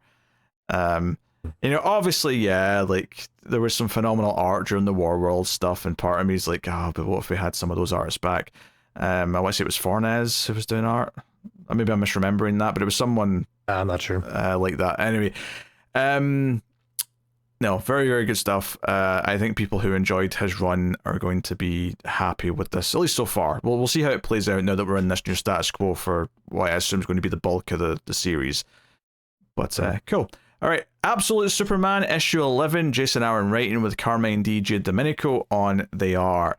So last issue ended with Superman being successfully knocked out and taken captive by Ra's al Ghul and co. And this issue is him strapped to a table with like wires prodding at his brain, and Brainiac is trying to condition him, trying to break him with all these like scenarios that they're showing in his head where they're trying to get him to get more violent, to like give up this this desire not to kill anyone, to basically just turn him into the killing son that Ra's al Ghul wants, the son of the demon, basically. And of course the heart of the story is that Superman simply will just not do that. He will not. You know, they basically try and make him like want to like unleash because of the Kents. They try and give him all these scenarios where the Kents are whatever. And at one point they even do a fake out where you think he's woken up and he's going to kill Brainiac for all this torture. And I have to admit, I was sitting there going, nah, this is one of his tricks. This is one of the fake stories. See, I was on the opposite side of that because I was like, they did it. They woke him up and then they showed it was a thing. And then for the rest of the issue, I was sitting there thinking, is this still a thing? Are we still in the simulation? Like, I don't know how much of this is actually happening anymore now that we can just fake reality. No, because I think it does a good job of every time one ends, it always feels like it snaps back. So, like, it snaps back to, like, Brainiac standing over him, getting frustrated. Damn, he won't even kill me. And I've been torturing him for, a week or whatever it's been. So, yeah, I dug this. I think it was a nice change of pace of an issue because it was like, okay, we had a lot of action last time. This is going to be a more cerebral, we're in his head, but we're kind of going to show the will of Superman and his desire to still kind of be what we think of him as being. Even though this is a much darker version, it's a darker world, all the rest of it. We start off, like, the first thing they've got him doing, he's on Krypton, he's been struck by lightning, and he's, all the injustice of what happened there. Yeah. And then meanwhile, we've also got obviously the fact that we have Talia now. We know who Talia is, so she's like sticking around. She's kicking Jimmy in the face and all sorts. They're keeping Lois and Jimmy with the intention of being, Superman's final test will be to kill these two. Like that's what they're going to. That's what they're trying to convince him to do. So, well, that's kind of the bit that I've been on and off of this issue. I went back and read back the entire last arc, starting with that Brainiac kind of one-shot separate thing. The one thing that got me was how quickly Jimmy has seemingly devolved from like, yeah, he's this masked member of the Omega Men, a Freedom Force that's going out doing whatever. And in this issue, he is essentially the Jimmy Olsen butt monkey that we're all familiar with. Like at one point they have Lois be like, wait a minute, do you hear that? And he's like, I have irritable bowel syndrome. You know, I can't control it. And it's just like, all right, yeah, that's Jimmy. Yeah, it strikes me as they wanted to give him a cool entrance, but to be fair, this does kind of track with the idea that he was fooled by his second in command, who was actually Talia, and was using this idea of the Omega Men to further Ra's al Ghul's goals. So the idea that he is a bit of a chump that does actually work. It doesn't make sense. So I get what you're saying though. Yeah. So no, like I like credit to Giandomenico here, because I mean I've enjoyed his art before for sure, right? But I do think there was a bit of a challenge with him being the second artist on this book, because the regular artist is really good for a start, but the idea here that, like, you know, I think of Domenico as a bit more cartoony overall, and I think, well, I can still recognize it's his art if I'm looking for it. Like some of the stuff, like with Brainiac, you know, screaming at his like Brainiac drones. Because I mean, obviously we know he's demented because we saw his origin in that issue you mentioned. But like when one of the other Brainiac clones says something he doesn't like, he's like, cut out your tongue. Oh, demerit for you, lose an eye. Like he's just like telling them to like take out parts of their body left and right. It's not even something he doesn't like. Like it's just, well, the Brainiac drone comes up and says, hey, the other drones and I have been talking. You keep on saying Kryptonian meteorite. We think it would be snazzier for you to say kryptonite. And he's like, that's stupid. You're stupid. Cut out your tongue. And he's like, yes, sir, we'll do. Yeah.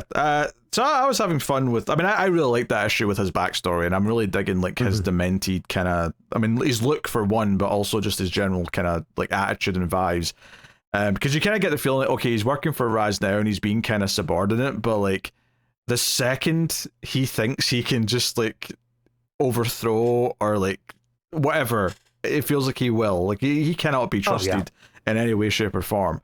So he's coming here, he's given all this power to Raz and he's made him feel like he's in charge, but like it absolutely has the machinations within machinations idea, where like the moment that Raz fulfills his role, Brainiac's going to be like, and now for my bigger plan. Yeah. So the big thing in this issue, other than what's happened to Superman, is that Lois's dad, Sam Lane, comes in under the guise of coming as, you know, who he is to talk to them. But as soon as he gets in, he whips out a hidden weapon that he had in his leg, because he's there to break out his daughter. He's there to try and get his daughter back. And she's like, okay, we're bringing Jimmy. And he's like worried, oh, don't tell me this is how you get into this mess, is for this skinny pipsqueak. And she's like, no, but he's coming with us.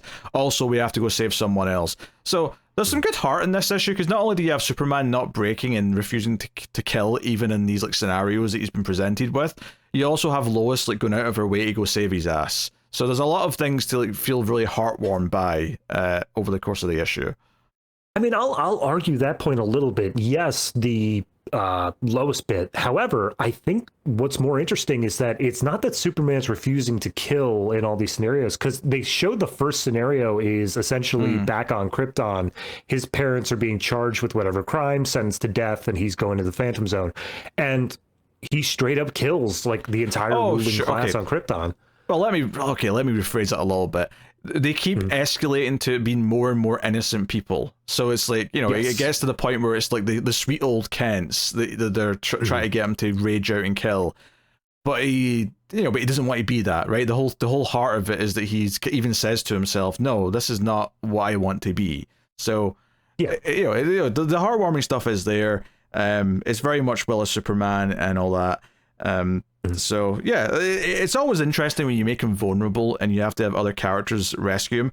The big thing here is that Talia kills Sam Lane. She throws a knife through his head, because he still sort of talks for a second. He's like, I can't feel anything. And you know, Lois is like holding her dead dad and being like, oh, I'll get you for this. How dare you? I mean, obviously we're in the Absolute Universe. We can kill some characters that we wouldn't maybe otherwise kill in the mainline universe. I feel like Sam Lane's the sort of one where they could kill him though. If like someone really had a good idea for why they wanted to kill him, I think DC would let them. But I feel like he has died before. Am I wrong on that? Is he not even dead in the main continuity? He might be. I don't remember. I don't remember the last time he came up. No, yeah, that was that Leviathan thing Bendis did. I think he died during that event. I don't remember, but I mean, it sounds plausible, yes. But yeah, no, I the only thing that I would give this one a little bit of whatever for is the fact that I'm pretty sure, maybe I'm wrong, is this the first time we're seeing him at all, period? And he just shows up essentially to be killed? No, because we knew he had the cyborg legs. That was, we definitely saw him before. Okay. All right. I remember, I read like I said, up from the Brainiac issue. I know Lois mentioned it. She said his legs, but I've never actually seen him, so I must just miss that one. No, I think we did see him once, but so yeah, I think this was a solid issue. I think I like the detail as well that when they do come in to get Superman and after Sam Lane's been killed, it's actually one of the other Brainiac drones or clones who goes over and like releases the Sol, the red mist cape. Oh yeah. Because they've got it in this like tank thing to keep it away from Superman so it can't help him. And it's one of them that chooses to do it, which is almost like a nice little thing. Even if it's not necessarily for the good of like helping Superman, it's more about I hate Brainiac 1, so I'm like helping this prisoner. Yeah, that's one of my favorite bits when Brainiac is he talks to his drones and tells them like, hey, do this, do that, and one of them says like, we deserve liberation, and he's like, who said that? All right, no one's owning up to it, I'm killing all of you. And so he starts slashing to pieces, and then Brainiac talks to Superman as he's still under sedation or whatever, and basically says, apparently, I checked the like recordings and stuff of this, in your sleep in the middle of the night, you've been whispering to them subsonically words of inspiration to have them rebel, which is crazy because they're essentially walking toasters. So you're just incredibly able to make anybody rebel against any system. And that is so interesting to me. And I'm like, that is such a good breakdown of who this Superman is. Of he is able to just inspire this rebellion against being like treated like crap and just being able to live your own freedom. I really like that as a character. I mean, I think that's something that just Superman in general is, but I think they've really focused on it with the Absolute Superman, where it's this theme of like rising up against oppressors and like helping the people who are being oppressed has been a big part of it. You know, because the first time we saw him on Earth helping people, it was like, you know, the miners, I think it was, who were being, you know, used by the locals. Yeah. And then obviously in Krypton, so they've definitely made it this running thing. So the idea that he's looking at these drones and being like, "Hey, you don't have to, you know, do what he says. You can, you deserve better than this," which is funny because, you know, Brainiac 1 had his own little rebellion. That's how he became Brainiac 1. He took it. But he didn't like say, oh, I'm going to make things better for the next wave of Brainiacs. He said, no, I'm going to rule with even more of an iron fist like a psychopath because I'm in charge now. Well, when you spend years and years shoveling just dead versions of yourself, you do kind of mentally crack a little bit.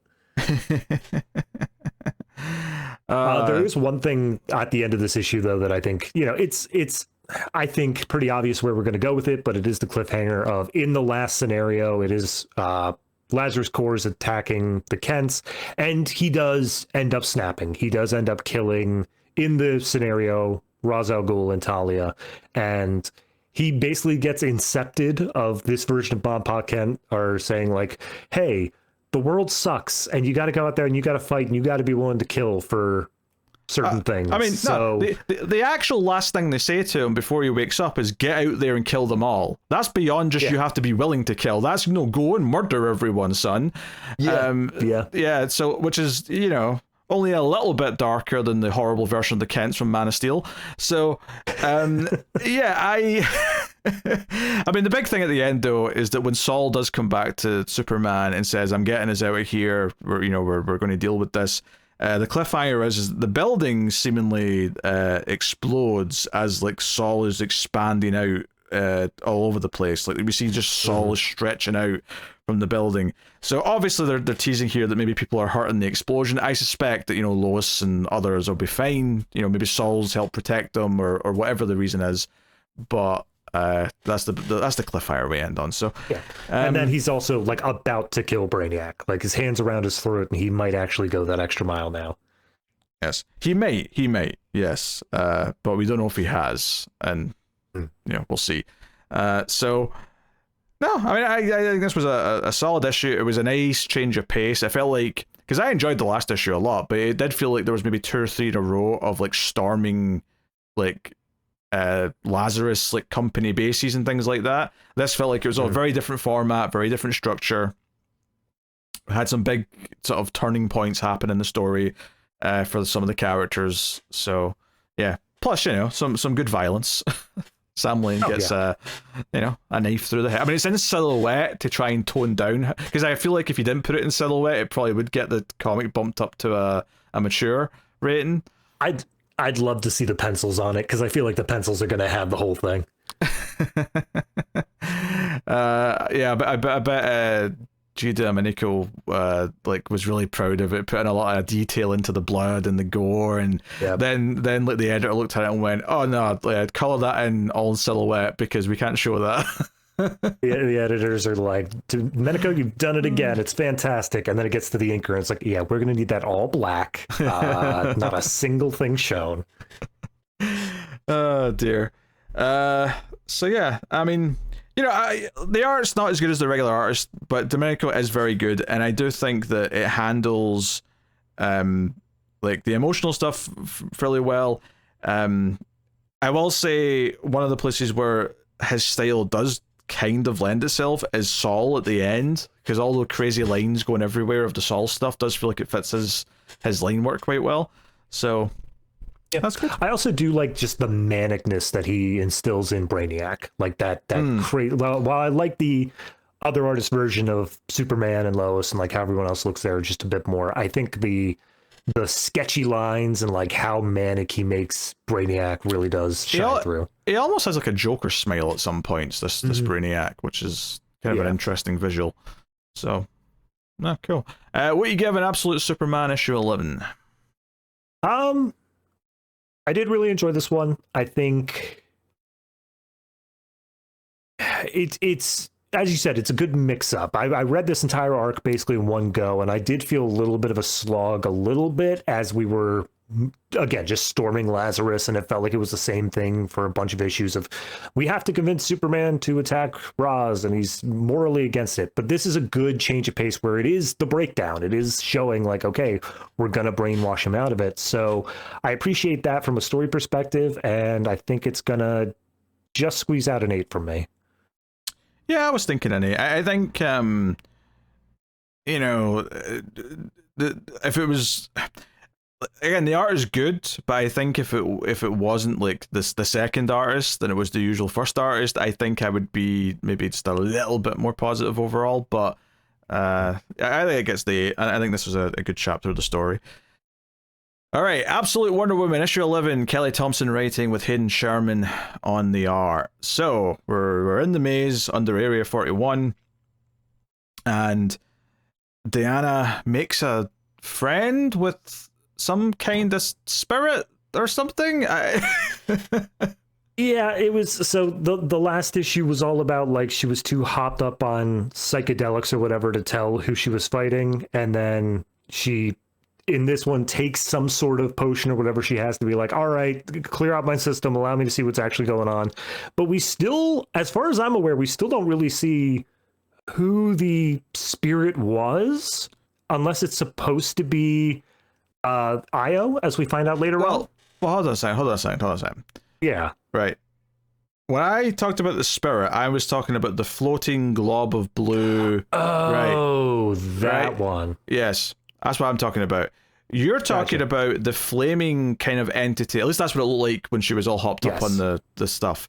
It does look like just a person with a big hammer who does help carry her out once this other character shows up and takes her to Io, who, along with others, has been living down here.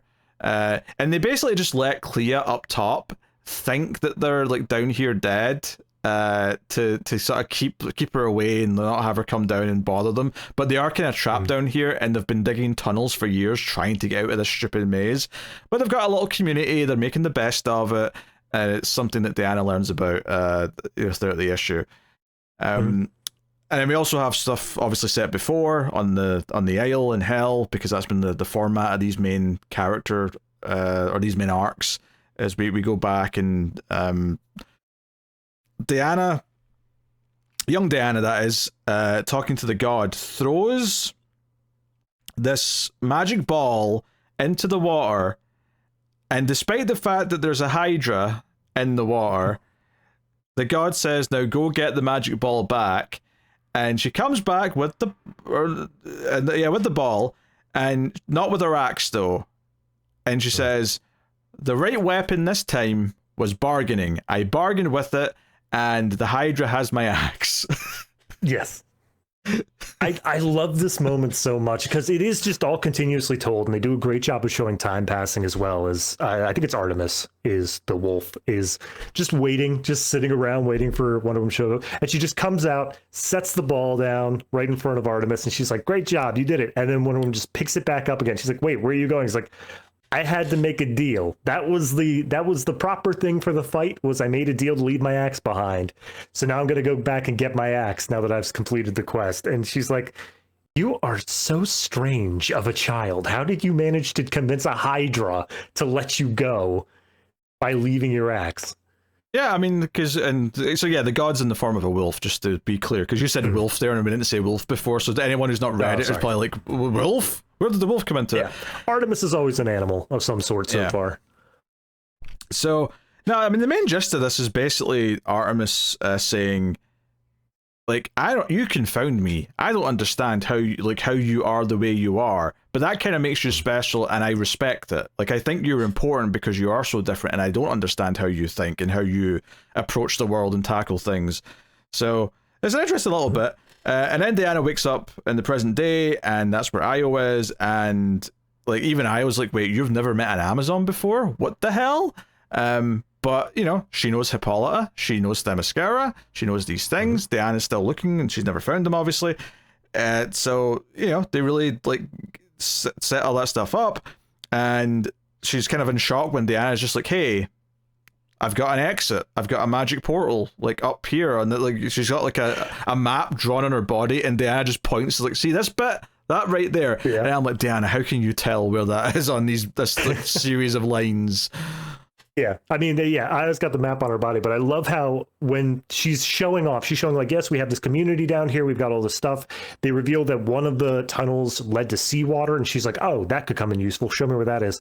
She lights a torch, and she's like, oh, you have magic. Could you use your magic to get out of here? And you can tell, like, she's joking. She's like, of course you can't. There's no way you can. And Diana's like, yeah, absolutely. So I'm sorry, what? You? Oh, all right, cool, great, awesome. Let's do that. We just have to go up the well and get back up to the upper level, and we can go to my magic door, and Bob's your uncle. Yeah. We're out of here. Totally easy. Why didn't you do it before? Yeah, obviously, like one of the things we've talked a lot about in this book since it started is just how good the layouts have been in the art. And when they're showing like some of these tunnels, I don't think it's the water one quite yet. I think that's a little bit later. But they're looking down a tunnel, and there's like a sort of circular panel that's at the top half of the page. Of them looking down and seeing all the people in the community like lifting and moving rocks. The panel underneath that, so obviously you get this circle and it looks like you're looking down a tunnel, literally. The panel underneath that though, which is a close-up of their heads having this conversation, it's kind of got like a semicircle cut out of it at the top, as if like the circle above it is sort of fitting into it all. I mean, it's kind of behind it, but it's kind of like it's almost fitting into it in a shape way. And what's so smart about this is that it's kind of cutting off their heads. What it does is it emphasizes the idea that they're having to duck down to get into the tunnel to talk to each other. So the layout in the panels actually helps emphasize the idea of the crampedness of the space they're in.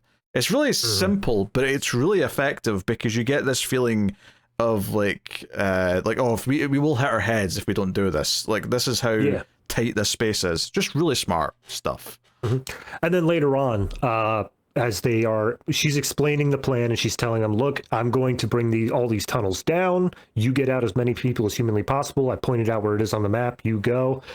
They're standing in the big field of poppies, and it's the exact opposite, where the panels are curved outwards because it is such an open, wide space to give them that. And it's like really zoomed out as well, just to show you how big this field of poppies is down at the bottom of this pit. Yeah. And it's got a very kind of... what's the phrase for it? Symmetrical, but not like side to side. It's like a rotation symmetrical. Rotational. Yeah. So you've got that going there, and Diana just jumps up the well like it's nothing, right? And this is after she talks to the spirit thing that comes to her again, where it says, "I am incomplete and cannot aid you," and Diana says, "And if I complete you, then we may have something, Diana of the Wild Isles." So I'm like, okay, who is this spirit thing? Like, part of me's thinking this is going to be something we know when we find out who it actually is. That's floating around like a glob of water. I'm not sure. I honestly, I'm not read up on Wonder Woman lore or even like Greek or Roman stuff. I don't know what it could be, but it does feel like one of those things where the moment that it becomes quote unquote complete, it's going to be like, oh yeah, obviously that makes sense. Yeah, because it even says like, "Do you know the truth of me?" And Diana says, "I believe I do." So it's implying that Diana's already kind of figured out what this is. So I won't be disappointed if it's something that I don't know, because I'm sure they'll, give the importance of it when it happens, but I'm kind of expecting to in some way recognize whatever it is. But yeah, Clea's very surprised that Diana's popped back up, but Diana immediately uses her magic that she sort of prepped downstairs to get Ferdinand out, who was held captive up here, which was the other thing they said, is that this community all love Ferdinand. Like, Ferdinand's their helper, he's been looking out for them, all that kind of thing.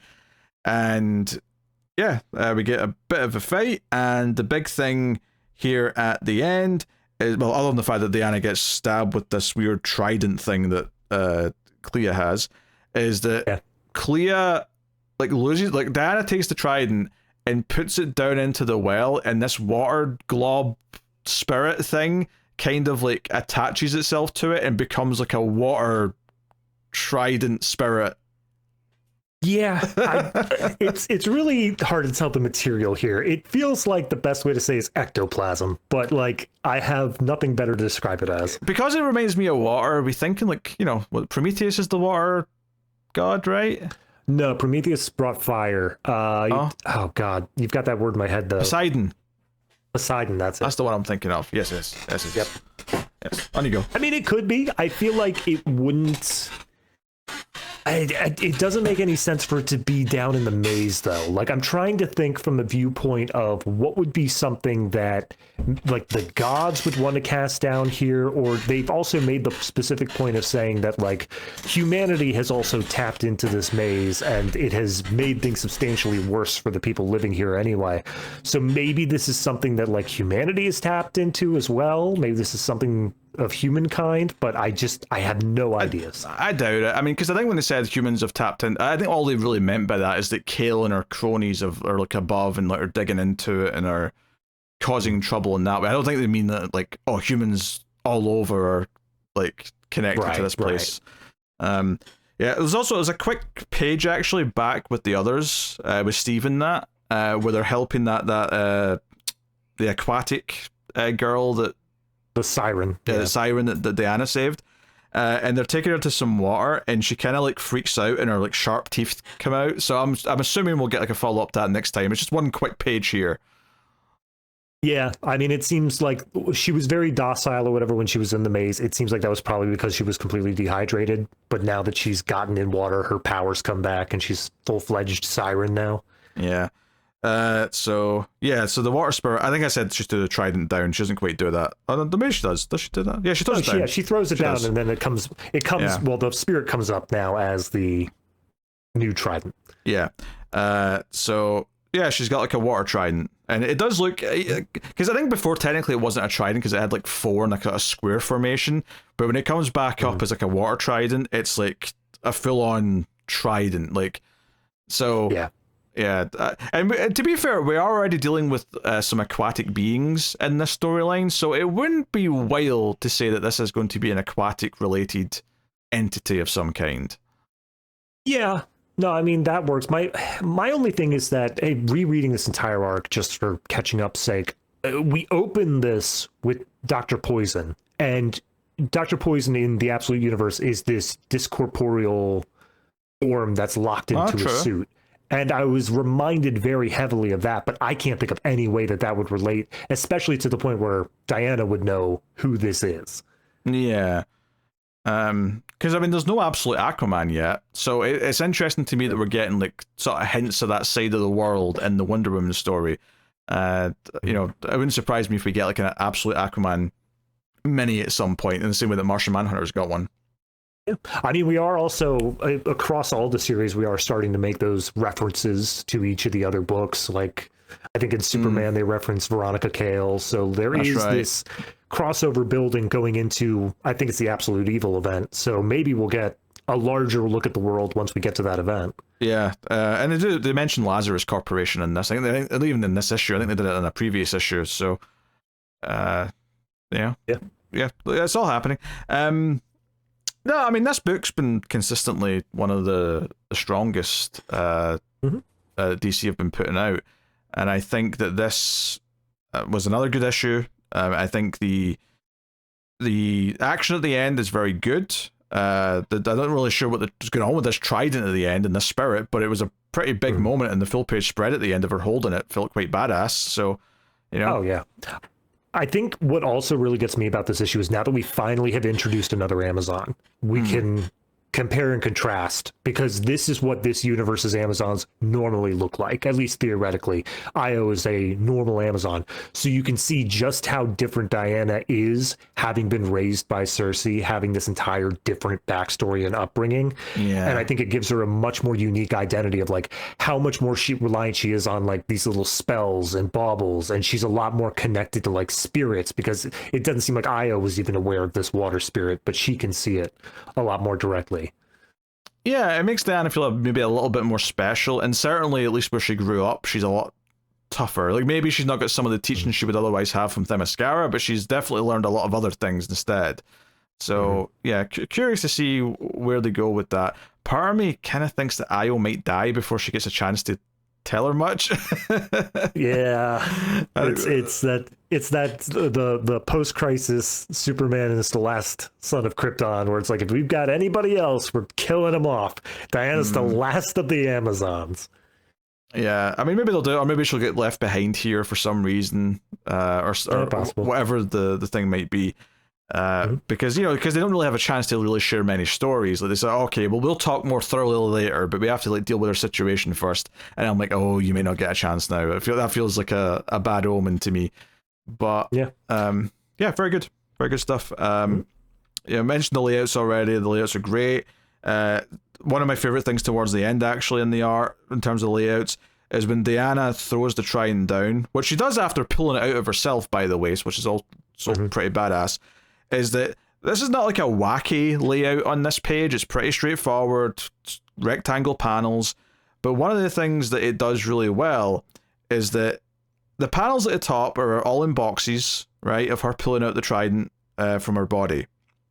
And again, technically it's not a trident because there's 4 spiky bits, but whatever, right? Yeah. The middle panel is a wide panel that goes all the way to the edges, no gutters, of her holding the panel as if she's about to throw it. And what's really smart about that is that it's a wide panel. It's the exact same orientation as the trident. So it's emphasizing the direction she's throwing it in and the motion.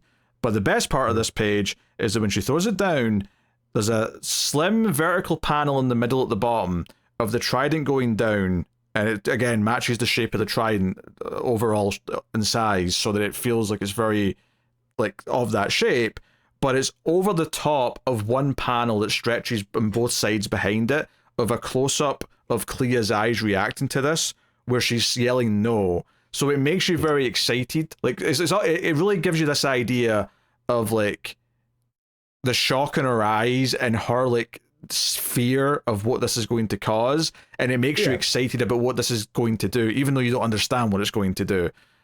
So well, that's I really like in this issue how they've, you know, going back to the previous issue, Clea threw her down into the pit thinking, oh, it's certain death here. Everything goes into the pit, just disappears and dies, and don't worry about it. And then we obviously see here that as Wonder Woman, as Diana gets knocked out and has to be carried back by Io, she tells the other scientists that's down there, like, hey, could you do like some screams of pain or whatever, just so they think that like you're dying down here? And he just yells out, and she's like, all right, yeah, cool, thanks. So obviously this was all just faked in order to make Clea think that there's nothing down here, so she doesn't come looking for them. Yeah. So yeah, layouts are great as per usual. Story's ticking along. Honestly, the only thing the story has against it really is that it's not as exciting as the giant kaiju fights of the first arc, right. But that's basically the only critique I can levy against it. Because I really like the new stuff they introduced at the start of this arc with Dr. Poison, the Veronica Cale side of things.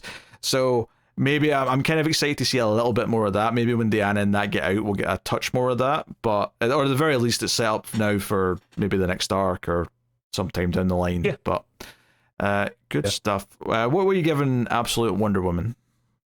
God, I'm really enjoying this arc. I think the flashback stuff maybe even a little more than the modern, like what's going on in the story. But like you're saying, layout wise, it's really working for me.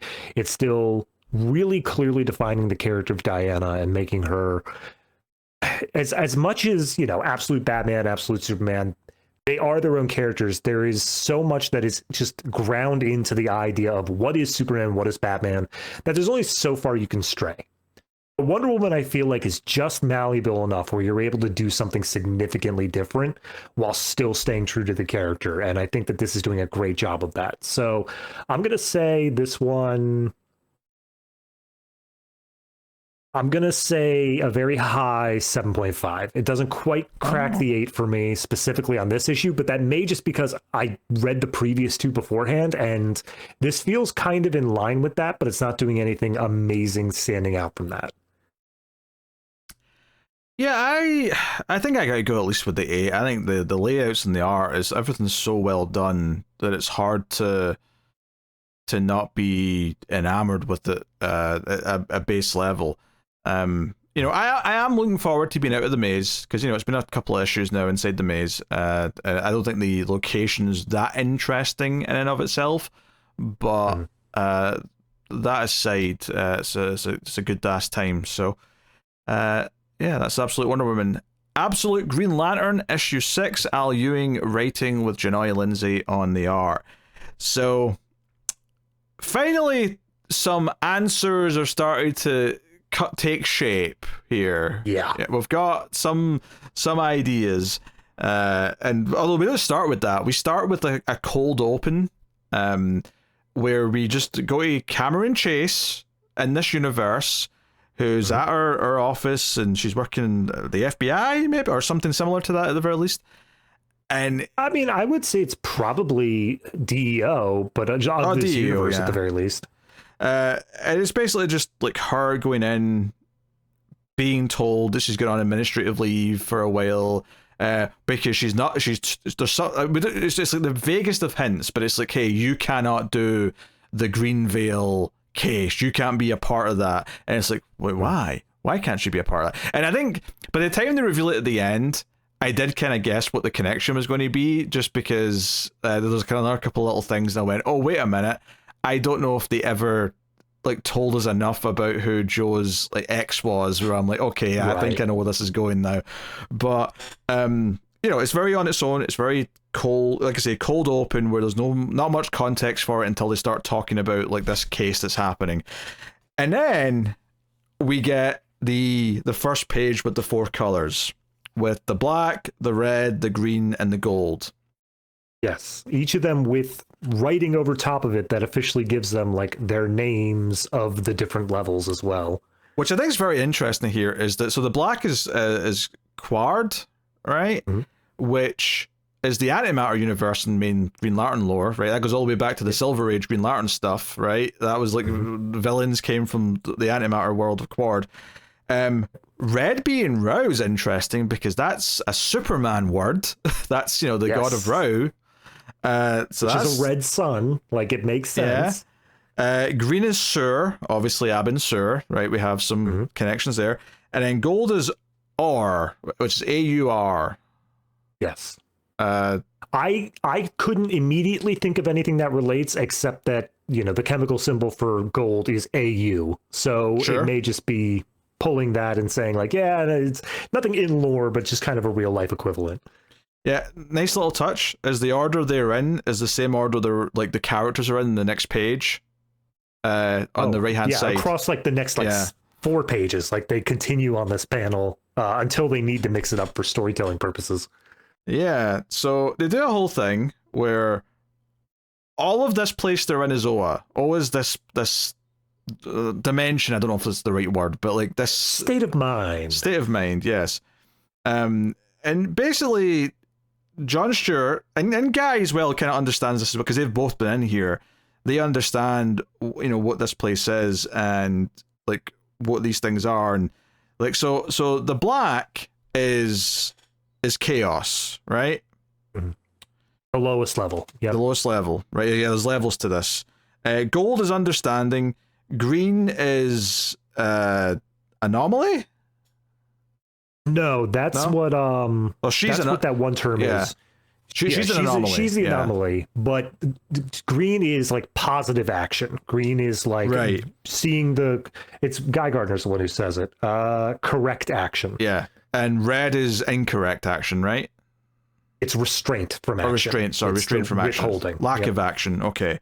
And black is chaotic action, right? Okay. Yes. Yeah, super funny, yeah. Or super interesting, I should say. So, and it's like, this kind of fits what they all were doing in the story before they got zapped with whatever powers they had, right? Because Hal was kind of too scared to do something for a large part, or not scared to do something. He was like the one who was getting the gun. He was the one that was doing all this crazy stuff. So he was the chaotic one, right? You know, and then obviously John figured stuff out. He had knowledge. He was enlightened. So that has led him to being the gold in this group. And then Jo is the anomaly because she did something that basically they couldn't have predicted and didn't make any sense. So it puts this different spin on like things. And the term they use for anomaly is Tomar. Yes. Tomar Ray. Yes. Very good. So no, very interesting. And they're in this same order, so we get all these like sequences of black, red, green, gold going down the page. Until we get to I mean, even the one which is just John 4 times still goes down the colors, but it goes down in reverse order on his page, intentionally so. He specifically is saying like the way that the Corps sees it, the way that like the Green Lantern Corps sees it is in that order. Black is the lowest, then red, then green, then gold. But not everyone agrees. Some think it's the opposite. Some thinks that black is the highest option, such as the Black Star world, and that's where we get the reveal of this big circle thing that's been apparently in Hal's mind this whole time.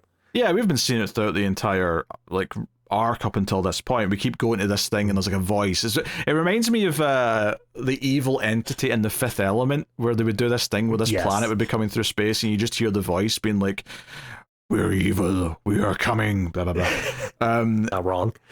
So so he explains this to the Black Stars, and there's this planet, and they keep saying how far out is the world that's coming. They say that a bunch of times throughout the issue, and then the reveal here is that this world that's coming, the Black Star world, is Mogo. Mogo is not the Green Lantern world in this Absolute Universe.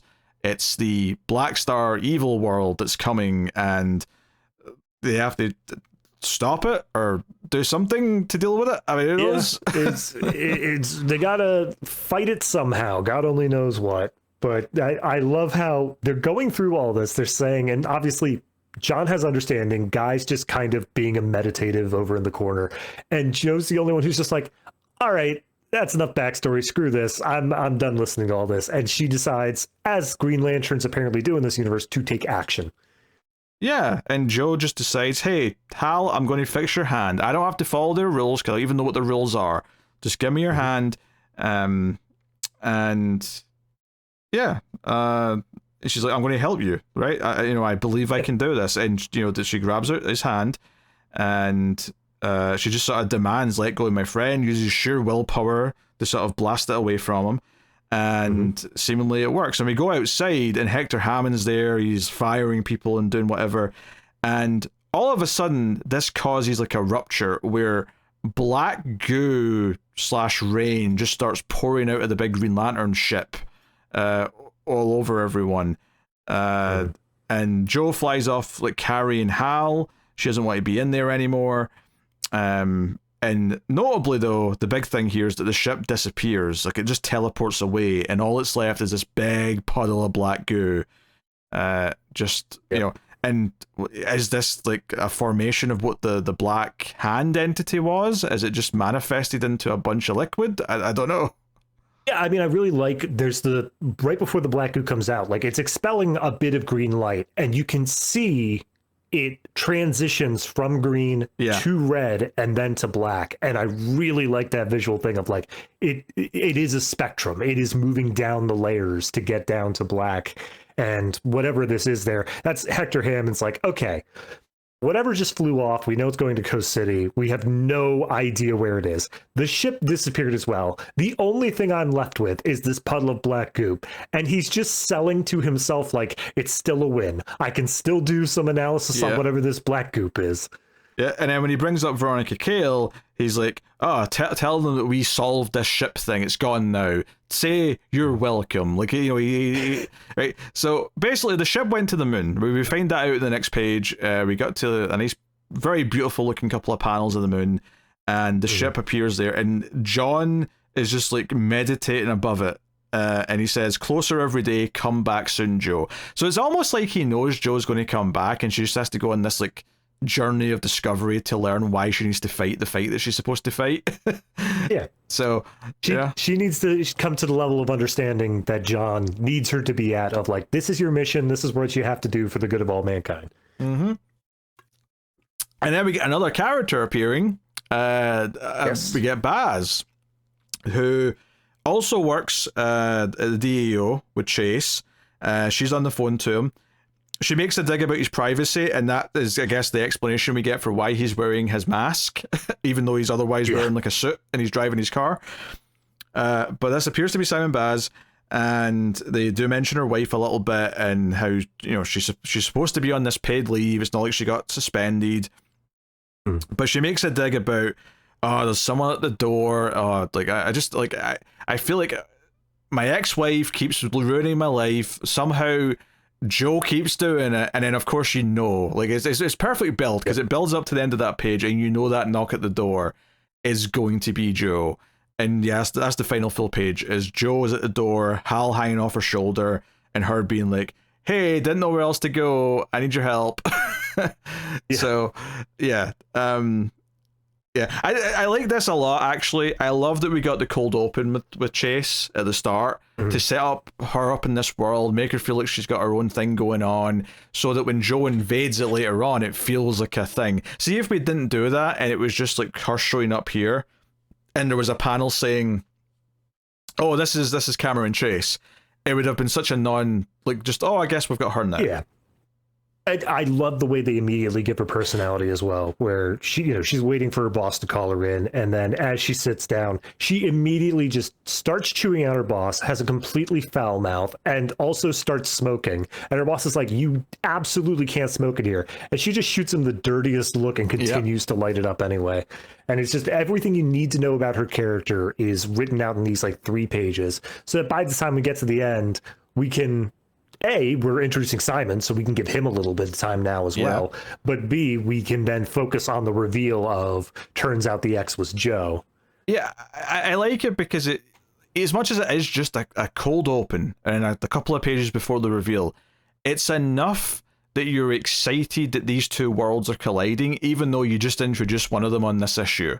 But because we took the time to do that, this ending feels more exciting because it's like, oh, we already know Cameron just enough that I'm excited to see how these two play off of each other. And that's kind of cool. So yeah. I think my only criticism from like a character perspective is I'm sure he's going to keep popping up, but I would have liked the fact that we got the introduction to Hector Hammond, I think last issue, spend just a little bit more time. I don't feel like I know him at all yet. And we're kind of not there at that point, but if he's going to be sticking around, then I can wait for it. I just want to I'm sure we'll get more for sure. So yeah, I just there's a little hint as well when she's talking to Baz that I picked up on, because I thought maybe they were about to reveal it was Jess, because she says, you've got like a new partner. Who you working with? Tell me they didn't put you with, insert random name, Pemberton. And I thought, I wonder if his partner's actually Jess, but they just didn't get to like saying it here, and they'll reveal her later, because we've not had Jess yet. Because that's true. We've had like most characters. I mean, we've had Kal, I guess. I don't think. That's true. I don't know. See, it's weird to me because Simon obviously is core. He is part of the Green Lantern. So the fact that they're introducing him here in the DEO means essentially all bets are off. They can introduce any character they want. Oh, for sure. Yeah. Just say like, it doesn't even have to be someone who's, because I mean, Pemberton, the name Pemberton is the original Star Spangled Kid, Sylvester Pemberton from the JSA. So. Oh, sure, yeah. That's a reference to that. I didn't even think about that, but yeah, that could be like a nod to that. But I feel like we've introduced so many of the Human Lanterns. I said bizarrely my two favorites, but like we started with Jo, who's like a relatively modern character. She's only a couple of years old in terms of like creation. So we're just left with Kal and Jess, and I guess Kelly, if we're counting Kelly, Teen Lantern. Maybe she'll show up as well at some point, but. I'm gonna make the dumbest prediction of all time. Okay. So they've established, this is all up in the Northwest. This is like Washington, Oregon sort of area up there. Up there, there's Alaskan crab fishing and stuff like that. There's gonna be a crab shack. And that's where they're gonna introduce Kyle. We'll see. I think the fact that they've introduced Baz here, just sort of nonchalantly here, makes me think we will see the others at some point, probably not even that long or far away. I mean, I'd agree, but I also feel like they're kind of moving Guy and John off the table for right now to kind of focus on Joe and maybe a little bit of Hal. So, I mean, yes, maybe we'll get them in rotation, but I do think we might actually just go through the rest of the arc and establish Cameron, Simon, how the DEO, or again, we're assuming DEO. I don't think they ever officially say the name. Yeah, don't mistake me saying that I suspect they're going to be main characters. Like, I think Joe is undeniably the main character of Absolute Green Lantern. And maybe that'll change in an arc too, where they do rotate the focus a little bit. But I'm not expecting any of these characters to show up and suddenly be the focus. Like, I think, if anything, it'll just be as like with Baz here, it'll be like a one scene kind of thing. Maybe he'll pop up later, maybe he won't. I don't know. We'll find out. It'll be what Dick Grayson was over in Absolute Batman, just the EMT for one panel. Sure. But again, I feel like they probably seed that because they know in 3 arcs time, like we're getting to him, but we're not doing it yet. Yeah. We're just teasing it now. So no. Yeah, I mean, I think this book, like as far as the art goes, I think I like the layouts. I like the sense of scale that the art has for all the big things. I love things like the panels of the moon, all the rest of it.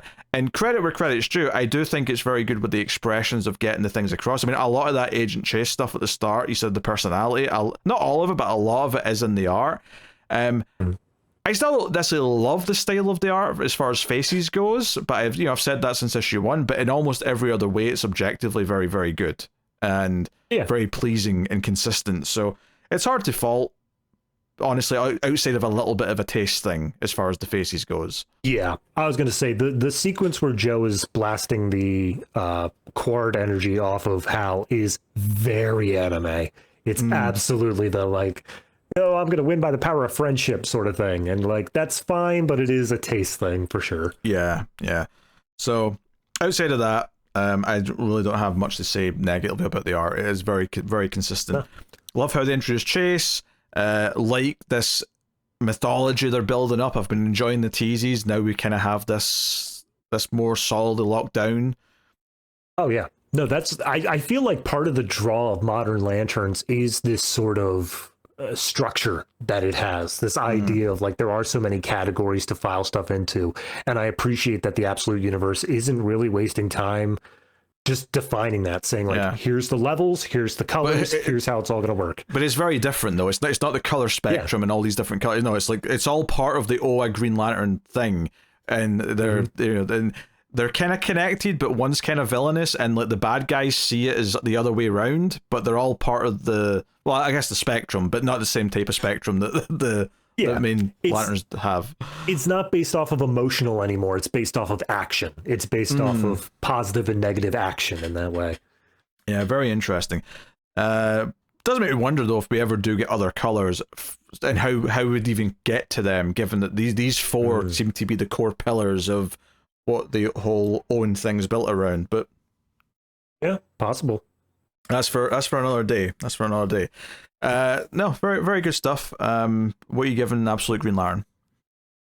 I like I said, I really like the structure aspect of it. I like the fact of coming into this one, it gives you just, here's what the levels are, here's what they're going to do, and it's not done in a way that feels overly expository, because this is Oa, this is like this separate realm, so it makes sense that you can just take a second to explain things here.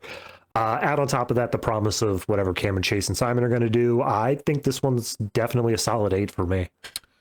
Yeah, it's expanding its character pool, and it's doing it in a way that I'm excited about those new characters coming into it. I think Absolute Green Lantern is kind of fascinating to me because it's probably the one that feels, well, I guess Martian Manhunter is actually, this is also true for that, but I think Absolute Green Lantern is the one where it feels like the mythology at its core is so different, and he's got a completely different thing set up for it that's just so fascinating to explore. And I think now that we're getting to more solid kind of concrete like explanations of it, we don't understand everything yet, but we definitely have a lot of understanding versus what we had before.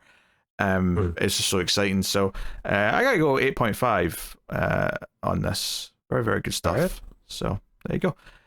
Batgirl issue 11, Tate Brombal writing with Takeshi Miyazawa on the art.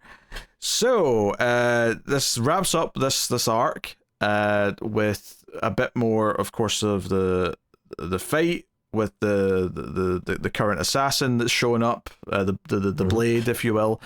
And as per usual, the art here is fantastic. You know, there's a panel where Cass is like spinning her kunai or whatever it is, and it's just this great like badass little moment of Cass just been like, all right, bring it. I'm Cassandra Cain. Yeah. What else you got?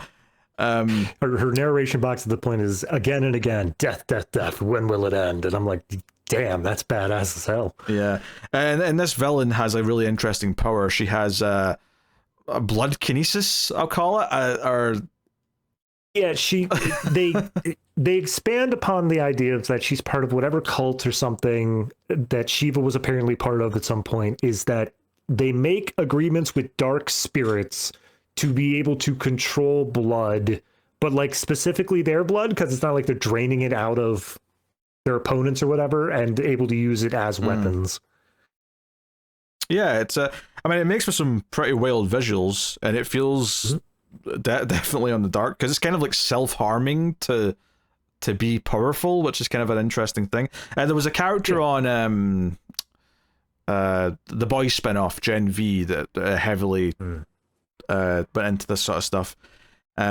So no, I mean, the fight scene's good stuff. I really like sort of when Cassie's mask gets ripped apart and you can kind of see like a lot of her face coming through. I also like the touch that she apparently had a spare cowl like on her, because she sort of like puts a new one on later in the issue, which is a nice bit. So no, I mean, this is paying off a lot of what we've had. We've had 3 issues basically on this one farm going through this. So I'm glad it is only 3 issues because of that, because it is just one location and might feel a little bit, I don't know, trapped here if it did go longer than this. But there's a lot of nice payoff here. That you've got Bronze Tiger like shielding them when she fires all the blood bullets at them. You know, so that feels like a kind of a nice moment. A little bit of growth there. It does feel like the blood bullets thing is just a non-threat though at that point, because he just stands there and tanks it, and it's just literally she falls to the ground dead, and he's just like, "You good?" And Bronze Tiger's like, "Yeah, whatever, doesn't matter." Yeah, I mean, I don't know if they ever suggested that it was going to be a kill shot necessarily. Yeah, fair. But I mean, it's her finisher, because they literally say at the beginning when they introduce the characters, like, here's their finisher move, and that one was hers. Yeah, I mean, I don't really have an answer for you. But she falls to the ground on her knees, and like all the spirits that she's made pacts with to have these powers come kind of pouring out of her. And they're like, "Hey, Cassandra Cain, the blood of Wolf flows through you. You're part of this clan. That means your mother's debt is also your debt, and you're going to, like, you know, because this isn't even just her mother's debt from like anything recent. This is like her mother and her auntie, like back, you know, all that backstory we got of them like fleeing the grip and all that. So the third assassin shows up, but the reveal here is that the third one isn't here to kill her. She's here to like say, "Hey, I'm here to like offer you to, you know, come." Because technically the second assassin did also say, "We want to bring you in to be like the new leader of the clan or whatever." Yeah. But it's like, if you say no, you die. Whereas this one's like, "No, you've got a choice here. If you don't like what we're selling, if you don't want to be because I'm from the League of Assassins, and you know Nissa's been putting a lot of work in to do, you know, better things and not be like the other Al Ghul's. So yeah, if you want to come and help us out, you know, you're free to leave at any time. Like, you know, that's basically the offer that's kind of put forth here." To be clear, it's the League of Shadows. Oh, sorry, Shadows, obviously, not Assassins. Tynion specifically split off, which I thought I remember them being the more hardcore ones, but whatever. I guess now they're cool. No, because there was the third one, right? That they were the more hardcore one. Was the third one? Oh yeah, that was during the that Lazarus Island stuff. Yeah. What was the third one called? But there was a third one. Yeah, Souls? Soul sounds right to me. I don't know. I think it was Soul, League of the Demon. I don't know. Shadows, Assassins. I'm working on it. Anyway, so yeah, like, so they make this offer, and Cass ultimately does decide to go because she wants to, investigate, and to their surprise, Bron Tiger basically says, "Hey, son, you can go too. Because you're right, I've been keeping you trapped here. You need to go and experience things and be who you are." One of the things that he sort of had a moment of earlier on was when him and Cass were fighting side by side. He was basically having little flashbacks to both him and Richard Dragon being like, you know, fighters together, and then also Shiva and her sister. And he was like, "Oh, hey, like he belongs out there, like having this bond with Cass and like developing this." Yeah.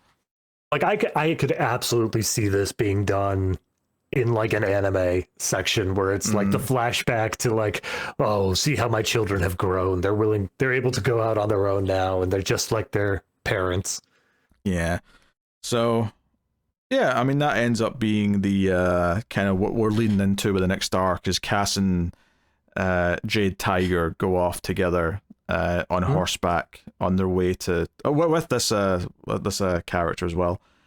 So yeah. I do really like the when we're beating down the blood one. That's when Cassandra's mask is getting all torn up and stuff like that, and it's really brutal because she's gets the blood assassin down on the ground and just keeps going, and it isn't until Bronze Tiger steps in and like holds her fist back that you can see, you know, the entire rest of this arc has been her kind of coming to terms with the fact of Shiva being dead, kind of dealing with that, but like trying to get answers for it. This is the moment where she finally does just break, and it's just like, I am so sick of all this death around me, and I'm not going to lose more family members because of it. Oh, and we hadn't mentioned yet, but this character from League of Shadows is the daughter of the guy that helped her and was nice to her earlier in the run. So that's kind of partially why she's like agreeing to go do this.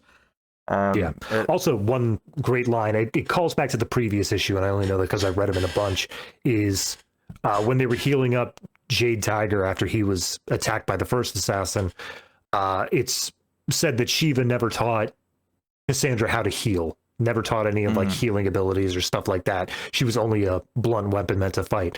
And once we get this bit here where Bronze Tiger holds back her punches and says like, hey, you know, your mom is dead. That's something you knew her. It's okay to go through that. She reiterates, she never taught me how to heal. And it gives that second purpose now, a different meaning there.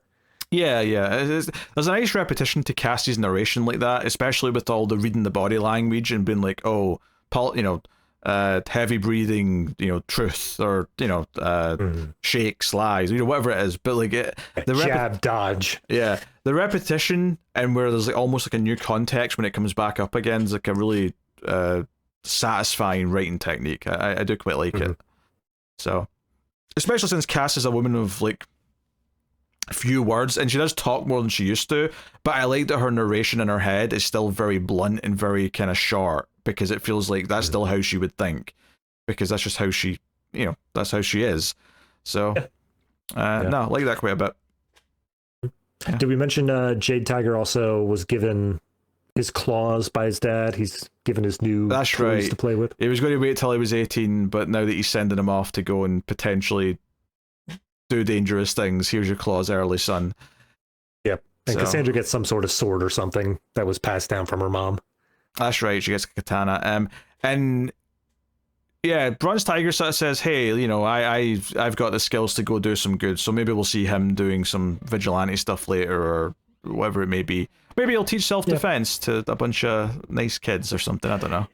It strikes me 100% as when we get to the second to last issue, right there on that final splash page, in walks Bronze Tiger. Very, very possibly. Either as a secret villain or as someone who's shown up to save the day at the last moment. Yeah, I'd say the latter. Yeah. Yeah, probably. I don't see them pulling a swerve here.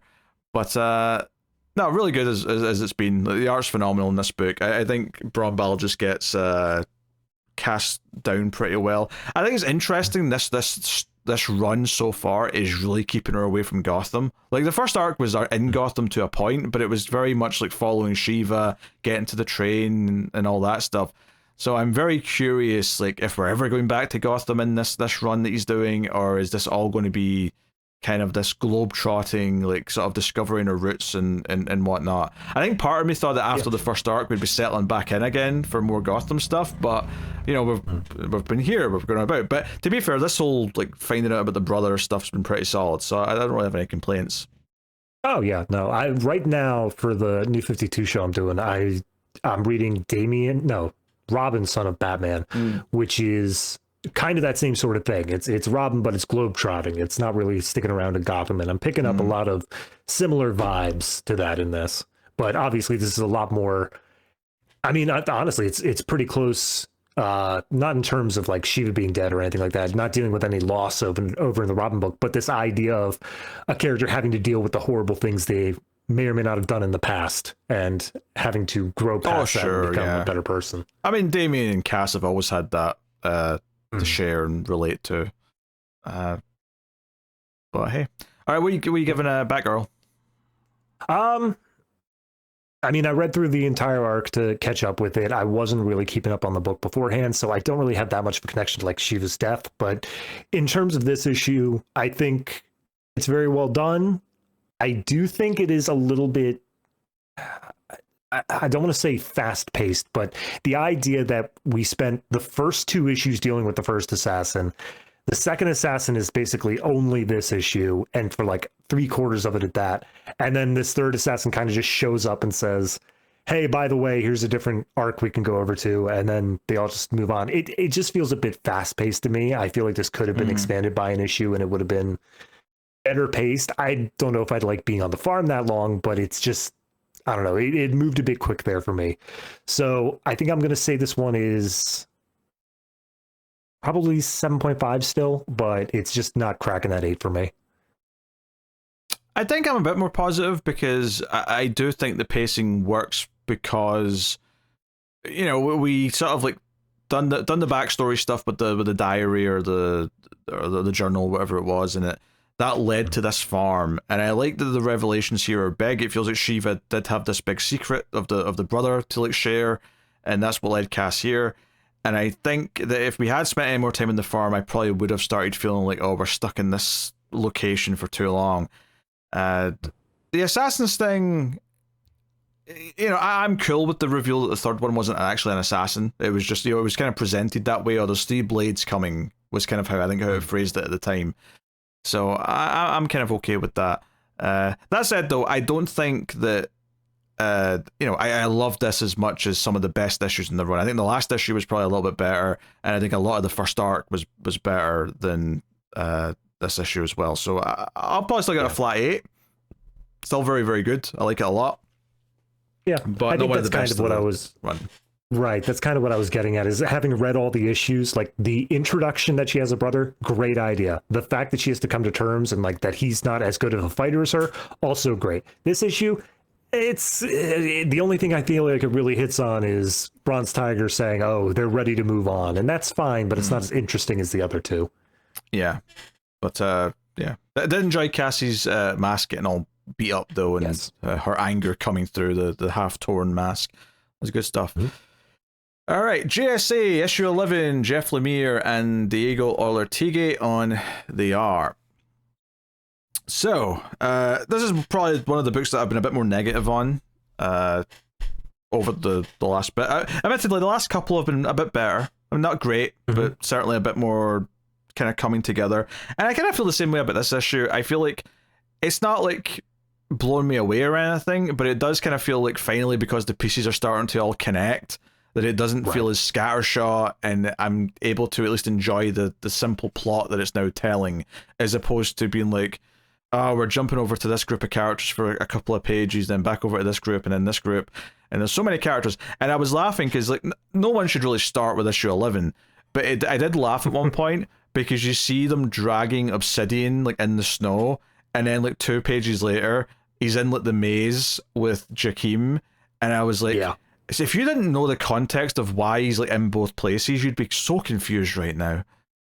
Oh yeah, no, I was. I here's the thing. I've been listening to you guys. I know the basics of, you know, Obsidian and all that, but I didn't go back and read previous issues of this because it's marketed as Ragnarok Part 1. Like, it's on the cover. So I figured, look, if you can't sell me on a Part 1 and catch me up to speed, then, you know, that's your fault, I guess. To be fair, I think someone messed up with that cover, because when you get to the end of this issue and you get to the title page, it does not say Ragnarok Part 1. It says Ragnarok Part 11.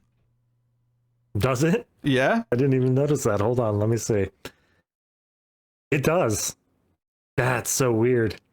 So I feel like someone either messed up, left off a digit on the front cover, or they just lied because they try to lure some suckers in. They spelled out the word one, O-N-E, so it's not just forgetting a digit.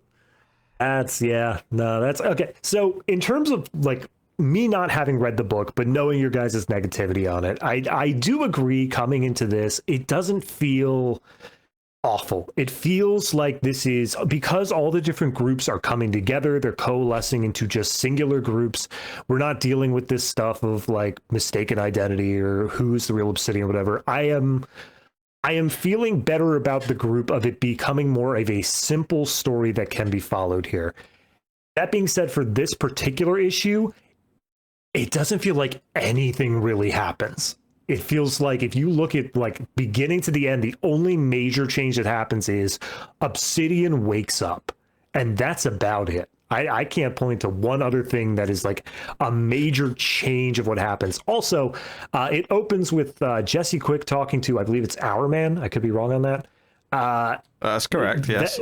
That meant nothing to me. That absolutely doesn't tie into anything later on in the story. I had no attachment to the characters before this point, so it just meant nothing. Well, that's more of a you problem. I mean, don't get me wrong. I'm not saying it's done well here necessarily, but that's like something that I want in a team book. Is I want like all the ongoing relationships to like keep popping up, and like for that to be a little snippet in there, I'm perfectly fine with.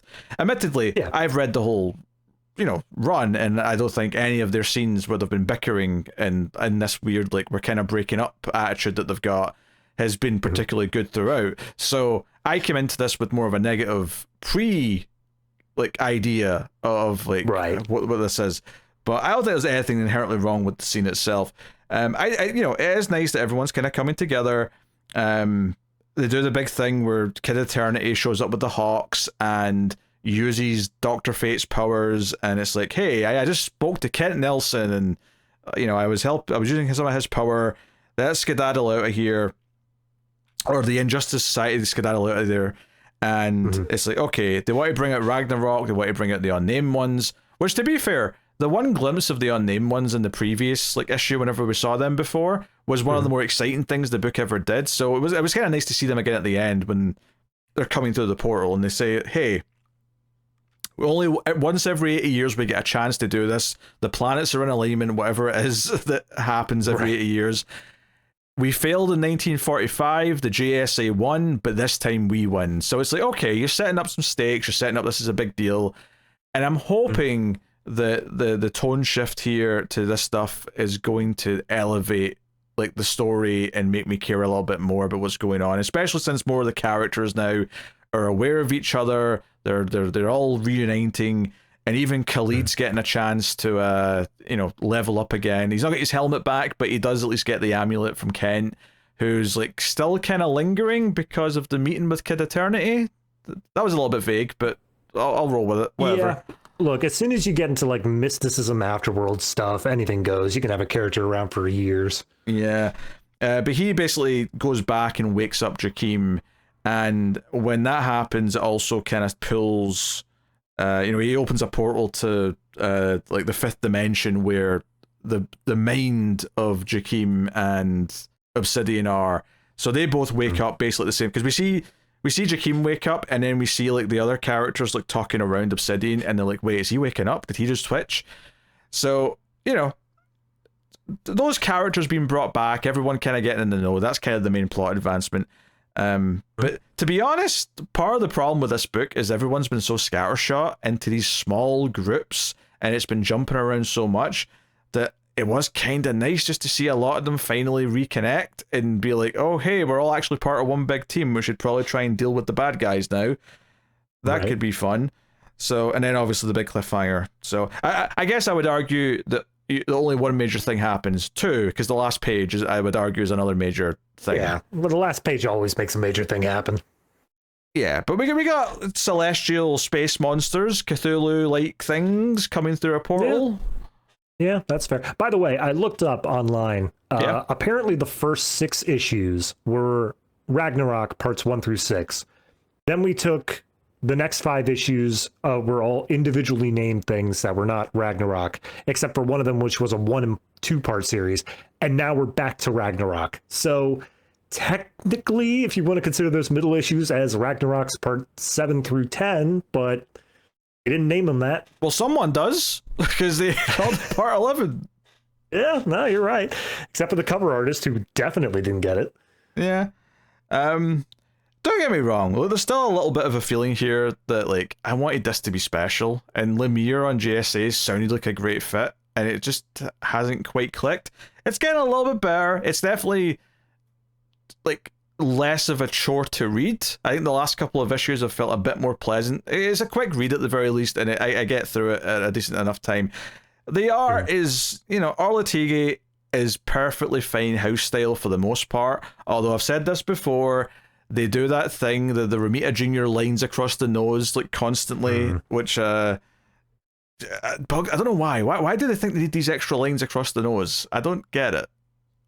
I don't know. It's a way to provide shading in the pencils, but it probably should just be an inker or a colorist thing. Yeah. Yeah.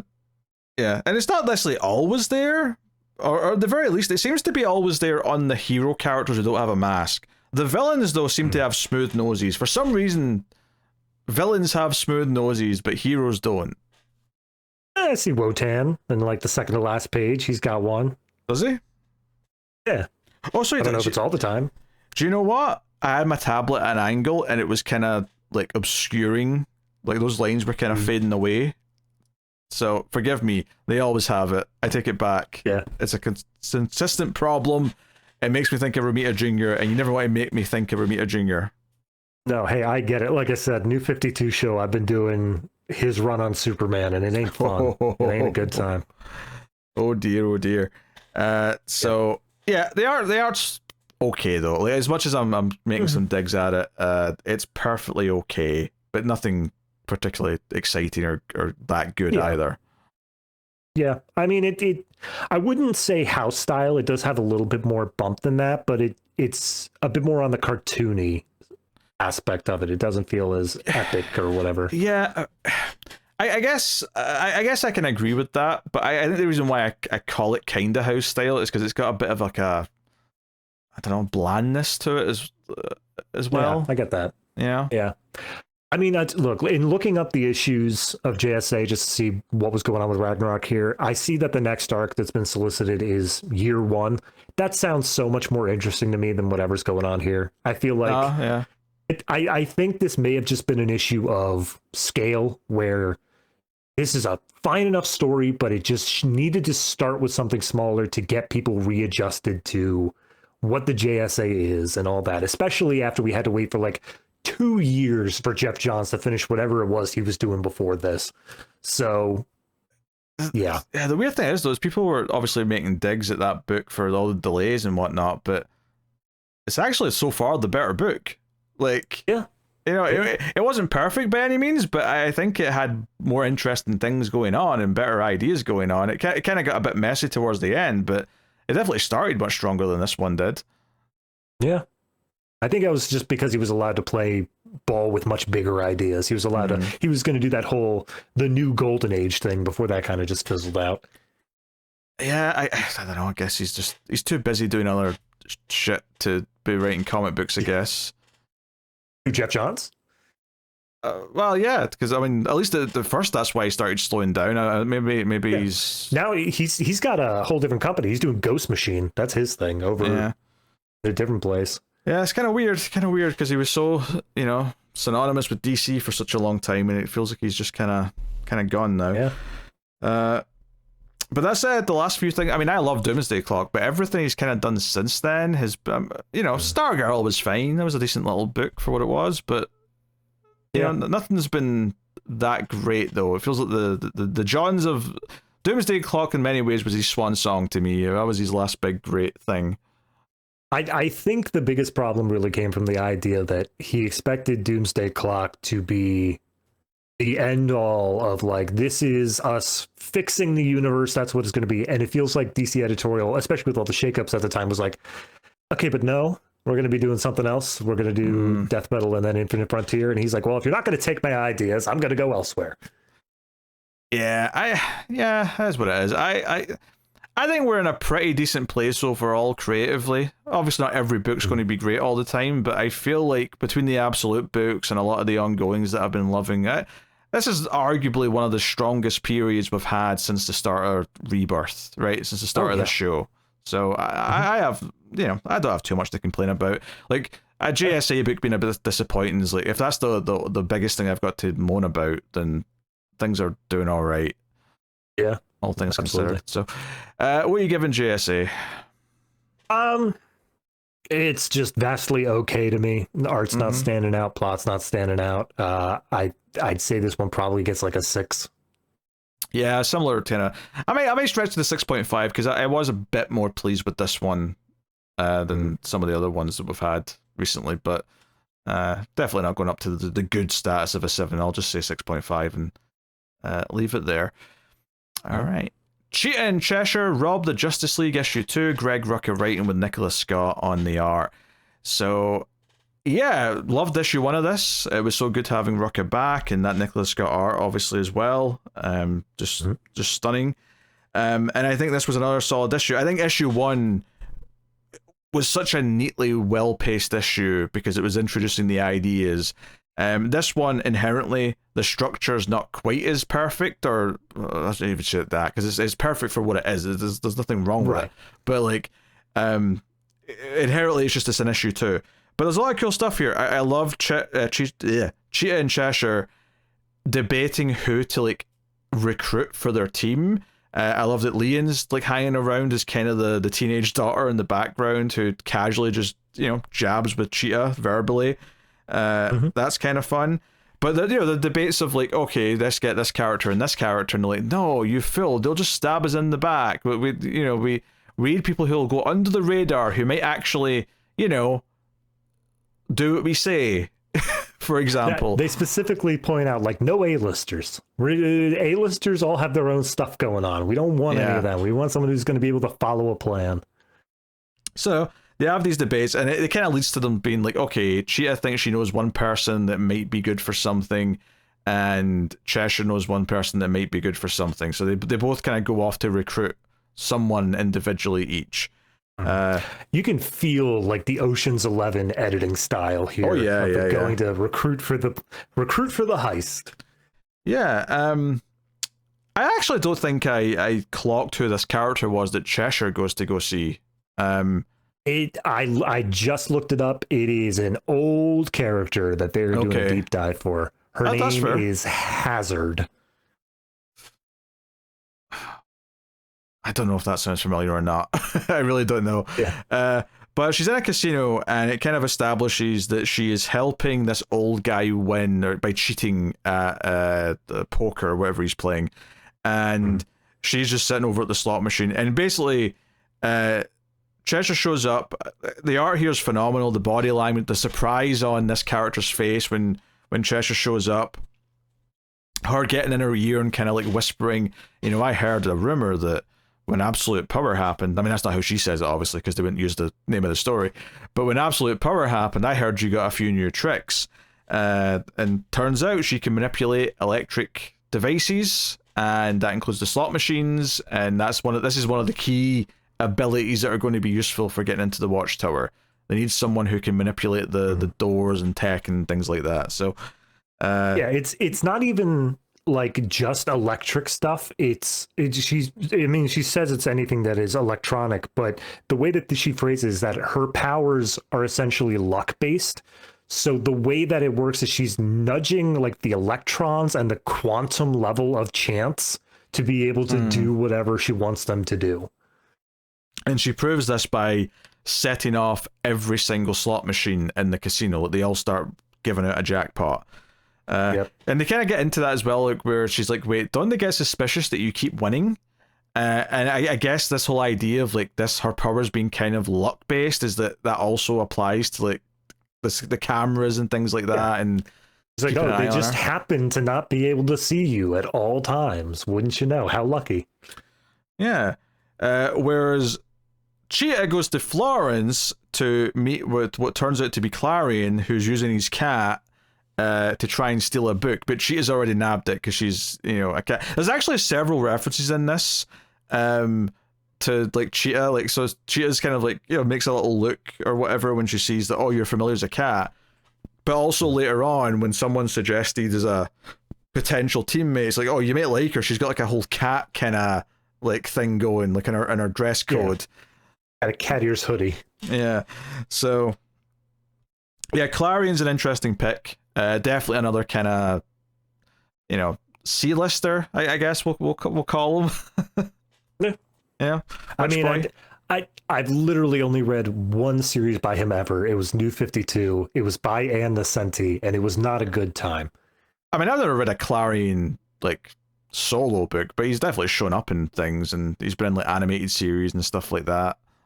Yeah, he's always just kind of generic magic villain, though. I don't feel like I know him as a character at all. Yeah. Cheetah's way of enticing him into the heist is she's like, I've got a secret you're going to like to hear. And we don't get to hear what it is. We just hear a whisper in his ear.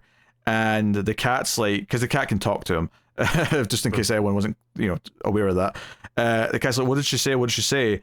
And he just smiles and says, brilliant. So I don't know if it's like one of the things that they know the Justice League have got up there that they can let him keep or something, or if there's something else going on here. But well, she specifically says, hey, I've got something. It's about a god. Oh, true. She does say that. You're right. So, I mean, my thinking is, because we're talking about gods, we're going to be talking about Wonder Woman. That's the only idea I've got there. But Nothing else. And they keep this thing going because remember last issue it started with her having these hunger pains. Uzkartarga, I can't say the goddamn thing. Uzkartarga, it kind of like keeps punishing her with the curse and all that. And Leanne's like, hey, like why does it do that? Why does he keep doing that? And as Cheshire says, just because he can, honey. Which I thought was a really pointed way of saying it. It was just because he's evil, basically. There's no purpose, there's no like thing to gain from it other than just ego and cruelty. Yeah, just because he can mess with her, like it absolutely, you get the vibe of like the abusive relationship aspect of it here. Yeah, because she even says,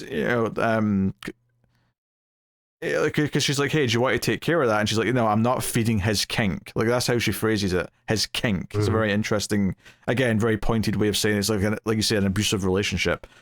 So anyway, so they crack a joke here about Cheshire suggesting Shaggy Man as a potential teammate, and that's when Leanne says, hey, I may have someone for you, and that's when we get introduced to Cat Ear's girl, which I don't know this character. I don't think she is brand new, as far as I could tell. According to that, her name is Alia Rotko, aka Featherweight. There's always like a little bit here when they'll show a character like this when I'm like, okay, should I know who this is, or is this someone new and I don't actually know? So it's almost a relief to know that it's not someone I'm supposed to recognize. Yep. But no, I mean, like, yeah, they set up this whole thing with the pink cat ears hoodie and cracking a little joke, but they're like, hey, she's pretty young, she's like 20 years old. She's FaceTiming with her mom. Her mom's all concerned because she's out at like a protest or something. Yeah. And basically, she was pitched to her by Leanne as the potential muscle, because this was after the word like debating Shaggy Man as the muscle, that her name came up, and like, she's like 100 pounds. Like, how is she the muscle? It doesn't make any sense. But this protest is happening, and they start spraying like water at the crowd, and this character, this girl, just comes up and punches their big armored truck, and it goes flying into the wall. And particular shout out to the layout of this 2-page layout, because it does this thing where it's this angled kind of thing in the direction of the truck flying, so you really get this sense of movement. Really good page from an art perspective. Really like that. You get to see each panel as it colliding with another one of the trucks before it ends up hitting the wall. Yeah, and that's that bottom corner. You see it just sort of like nestled into the building that it's like caused some damage in. And then you get the perspective up top from the two characters looking down at just the rubble, because they Cheetah and Cheshire up in the roof like watching with binoculars, and they're like, well, let's hope she plays well with others, and that's the end beat of the issue. So yeah. No, very good. I mean, obviously it's the building the team issue, and I don't even know if we've got all the members yet. There might be still a couple more to get next time. But art is phenomenal. I think the characterizations of both Cheetah and Cheshire, they're actually just so fun to have talk to each other. Like every scene where they're together, and Leanne's like an extra nice little added space to that as well. There's just such like a fun kind of like, they're kind of villains, but they're very likable, and I like their friendship, and I'm really into them, doing this thing. So they've really nailed that element of it, where I really like them being around each other. Yeah, it's one of those things. Obviously, you have TV shows like that where we're following someone who's morally not the best, but you get to see things from their perspective. So because they're the protagonist, you just kind of automatically root for them. The difference of this series being is that because there is like this home life to Cheshire, she's got Leanne there, and you get this more empathetic side to Cheetah where she's forced to feed and stuff like that. It makes them very empathetic characters and makes it something that you can care for, and you do want to see at least some success on their end. And Cheetah's definitely got that thing where it's like, oh, like there's a good person in there that like Wonder Woman's been able to kind of like convince to help her at times, and like it's not just like an outright evil through and through type character, and Cheshire to an extent as well. Yeah. So no, it's good stuff. I really just like spending time with the characters more than anything else. So if anything, like them going off to talk to other people was almost a detriment. But I do think that the the Cheshire scene in the casino, I do think was really well done. Like, I really got a good vibe of the, like, I think just the way she had that kind of, again, this is down to the art, but the way she was kind of looking around as she was questioning and talking to this other character just felt like there was a bit of like, I know you've got some extra skills here, like, and just I don't know if cheekiness is the right word, but just like a little bit of personality was shining through. So really like it. Also, I just looked up the last time that Hazard appeared. It was in 2001. So you're saying that 9/11 cancelled Hazard, and only just now, after 24 years, it's time to bring Hazard back. I'm going to go ahead and say that probably wasn't the cause of it. I'm going to say reader interest, but you could attribute whatever you want there. She started off as an Infinity Inc. villain back in the 80s. You said 2001, and obviously I'm like, well, geez. Yes. 9/11 time. So, all right. Fair enough. All right, what were you giving Cheetah in Cheshire? So I didn't read issue 1 at the time, so I read both these back to back. I think that this one isn't as impressive. What? For someone who buys literally every DC comic every single week, right? Yep. This is something you literally do. It's amazing how every single issue we've talked about today, except Batman issue 1, because it's issue 1, you've said, well, I wasn't keeping up with this, so I read the entire arc for the purpose of talking about this issue. Pete, look, I'm a man of contradictions. What can I say? You're too busy reading 13 New 52 issues every week. Yeah, once I'm done with that, I'll start reading Rebirth. I'll catch up. But no, this issue was very good. It is a little bit lesser than the first one. I think that first one really was just something special of how it was put together. It felt very natural. It was so well paced that it just felt like just the easiest, most simple thing to read. This one, introducing a few more characters, shakes it up a little bit, but I do like the dynamic that Leanne has. It's a very interesting way of having her around. That was cool between the main two as well. I wasn't expecting her to show up, but obviously, we did the whole reveal like a few years ago about, this is this is Cheshire's kid, like, because that was like a whole thing. It was like, oh shit, she's around, and they had a reunion. So it's actually kind of cool to just see her hanging around the apartment. It's like, oh, this is her kid. She's just here now, and it was fun hearing her sort of chime in. It's one of those things that makes it makes it feel like the universe is progressing. We're not constantly stuck in this thing of, we're never going to be able to make any progress. Like, no, she came back, she's been around, and now she's just a teenager. It's here's just what she's doing. This could have been so easily just looking out a continuity mini, right? But between Leanne and then the fact that the Watchtower existing here is very much in the recent continuity. That was something that just happened relatively in the recent past. So everything feels like settled into it, and it makes me think not that this is going to have some big ramifications for the DCU or anything, but just this idea that Rucka is an old school, right? I mean, I've been reading No Man's Land, and all the important issues were written by Rucka. Like, he comes in and does a bunch of issues in that, so he's very good at playing inside the universe where lots of other people are doing stuff and being a part of it. I mean, I think it's easy to forget that because we think of Lazarus, we think of like these other indie books that he's done, and or sticking to just Wonder Woman in its own kind of corner or whatever. But no, I mean, this feels like it's in continuity, it's respecting everything going around it, but doing a very cool standalone unique story at the center of it. And I do think that whatever they're going to steal, obviously they said what it was, but I'm still not convinced it's exactly what they said. Like, it feels like a bit of a metaphor almost for whatever it actually is. I think it's to do with Cheetah wanting to deal with Urs Katarga and like deal with this hunger, and I do wonder if that's maybe the big thing that comes out of this is Cheetah is maybe going to have a bit of an evolution where she's maybe a new Cheetah at the end in some capacity. Yeah, possible. I mean, definitely I have the feeling that they're going to have Leanne be a bit more involved, probably with the entirety of the heist rather than just being off to the side.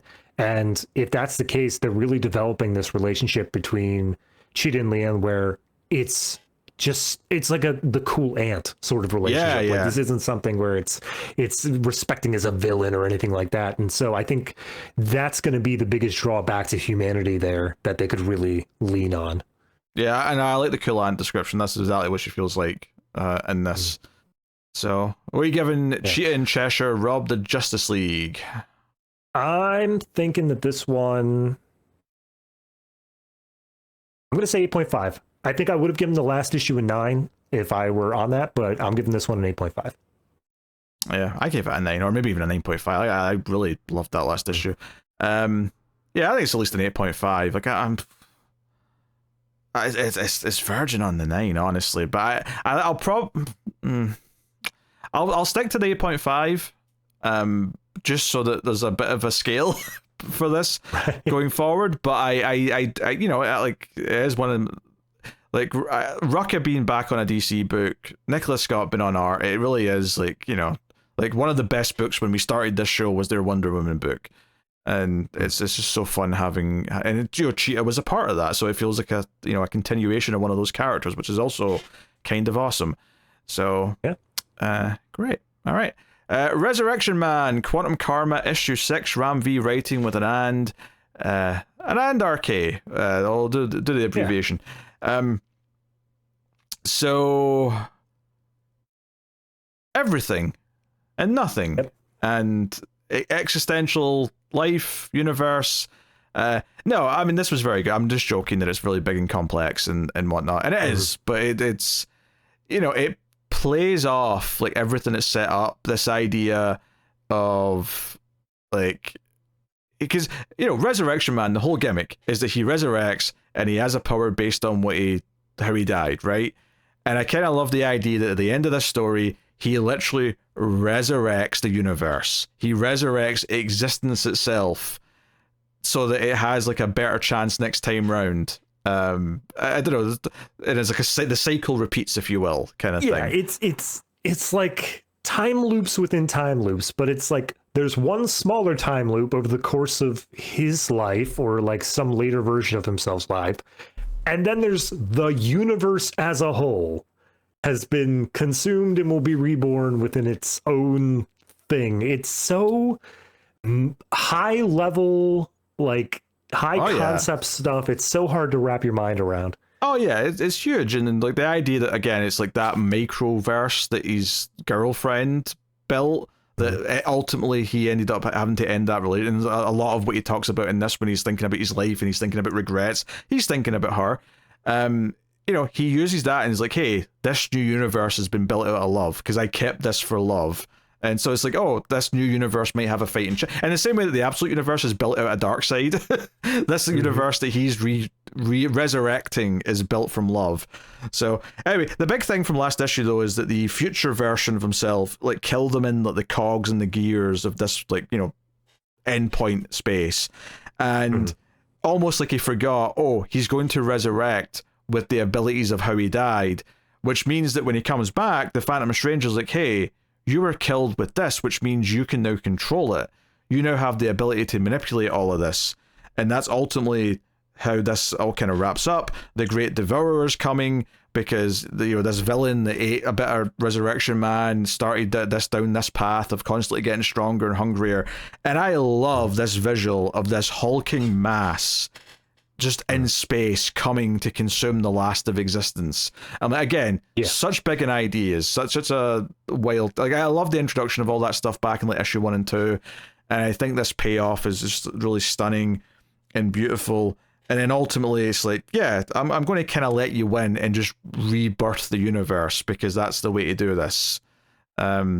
I mean, it's leading into the Resurrection Man idea of, like, every end is just a new beginning. Like, it's not so much of trying to outrun this devourer, trying to make it so it's not going to happen. Like, no, lean into it, but then allow something new and better to come out of it. Absolutely.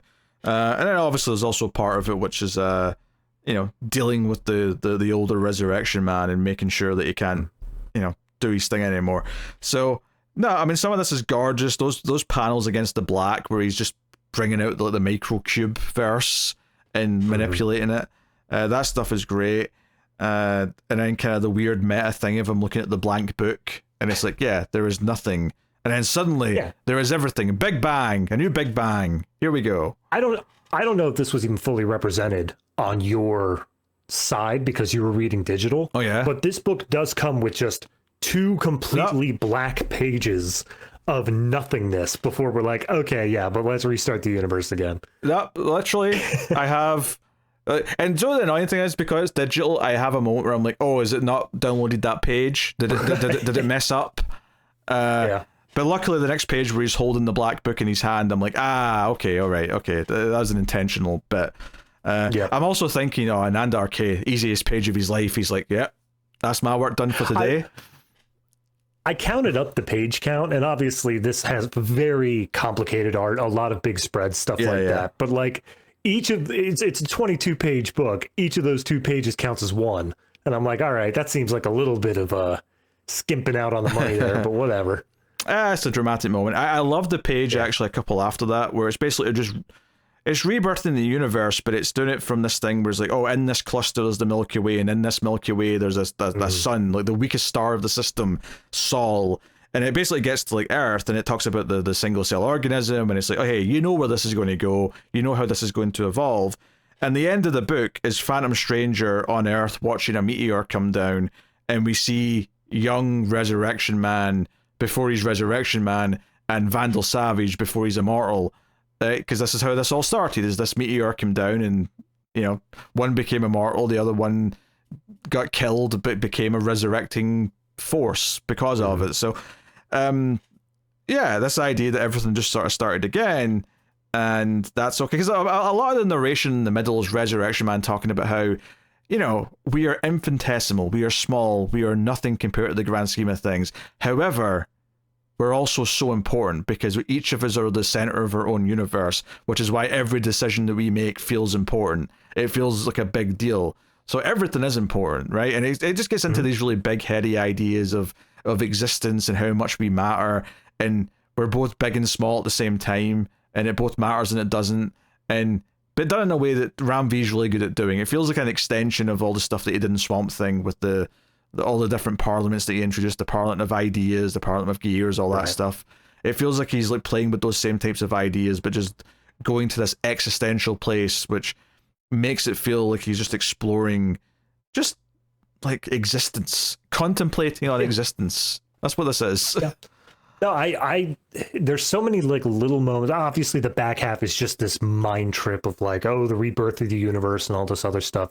But even before that, like, the Devourer comes up, and because it is this man from before in a different form, he basically just comes up and he talks like a person. But like, it's not even this thing where it's like, I am the end of all things, blah blah. He just talks. It's just like, no, I'm constantly hungry.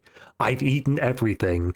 You are the only thing that's left. And he asks very politely, may I devour you? Like, it's not this thing of him just being like, no, this is inevitable, it's going to happen. He's just like, no, is that cool? Can I do that? Can we continue on? And this is all part of Resurrection Man's plan, obviously. He rebirths the universe, but it's such a different approach to an idea that I've seen done a million times that it makes it feel fresh. Yeah. It's beautiful. The art's beautiful as well. It's been throughout the entire book because it's doing all these complex things. It's doing these really heady pages where we're looking at space and celestial beings.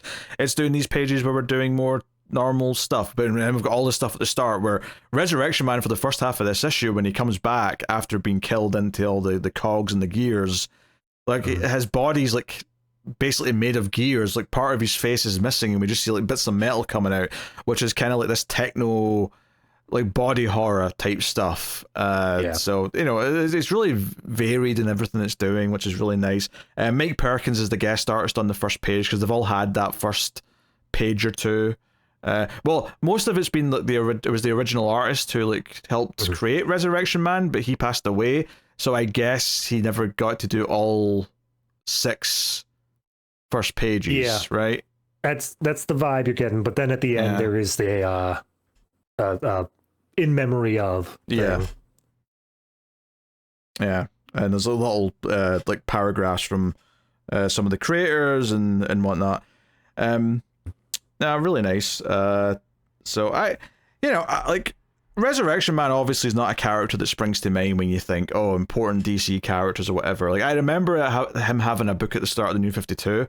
I think I tried the first couple issues of that and dropped it. I thought the power was cool. Like, oh, that's an interesting idea. But this was really cool. This was like such a heady 6-issue series that someone like Ram V can really play with. And obviously he's also doing some kind of heady stuff over in New Gods. That is kind of a normal plot at the center of it, even though some of it feels quite heady. This was like heady through and through. This was like a mind trip of a series to go through, but I always felt like it was poking at your mind, doing some cool stuff. Some of it also almost horrific in ideas with the Devourer and everything. Everything in his story was just really like nasty and kind of disgusting, but in like a really cool way.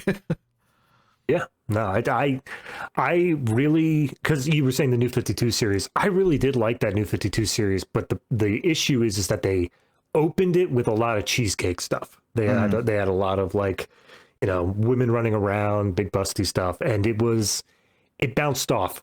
And it went away pretty quickly afterwards, and then got into some more interesting ideas, but that's where you got a lot more of the sci-fi elements.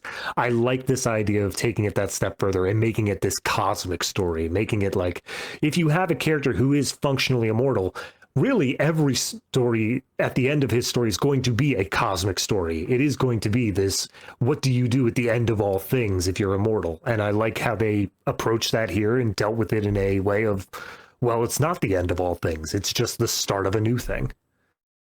Yeah, and like once again, I am excited for whatever Ram V. I think he's gone on a bit of a break. I think he said that on social media at the conclusion of this and his New Gods book. But it makes me excited for whenever he comes back and whatever he's got. Like, he's appointment reading now. Whenever they announce a new book by Ram V, I'm going to be there to check it out. Unless it's something that's so not my thing that I'll skip it. But I'm trying to think what would be something that could bounce you off that hard. Maybe like Warlord. Well, a good example is Tom Taylor doing a kid's King Arthur book, which is right. That's what I'm trying to think. What's in that same sort of vein? Yeah, I don't know, but no, this was fantastic. The whole series has been great, and this paid things off quite nicely. I really liked there's a bit towards the end where just before he's rebuilding the world and whatnot, where he's like having these little flashbacks to his lives that we've seen.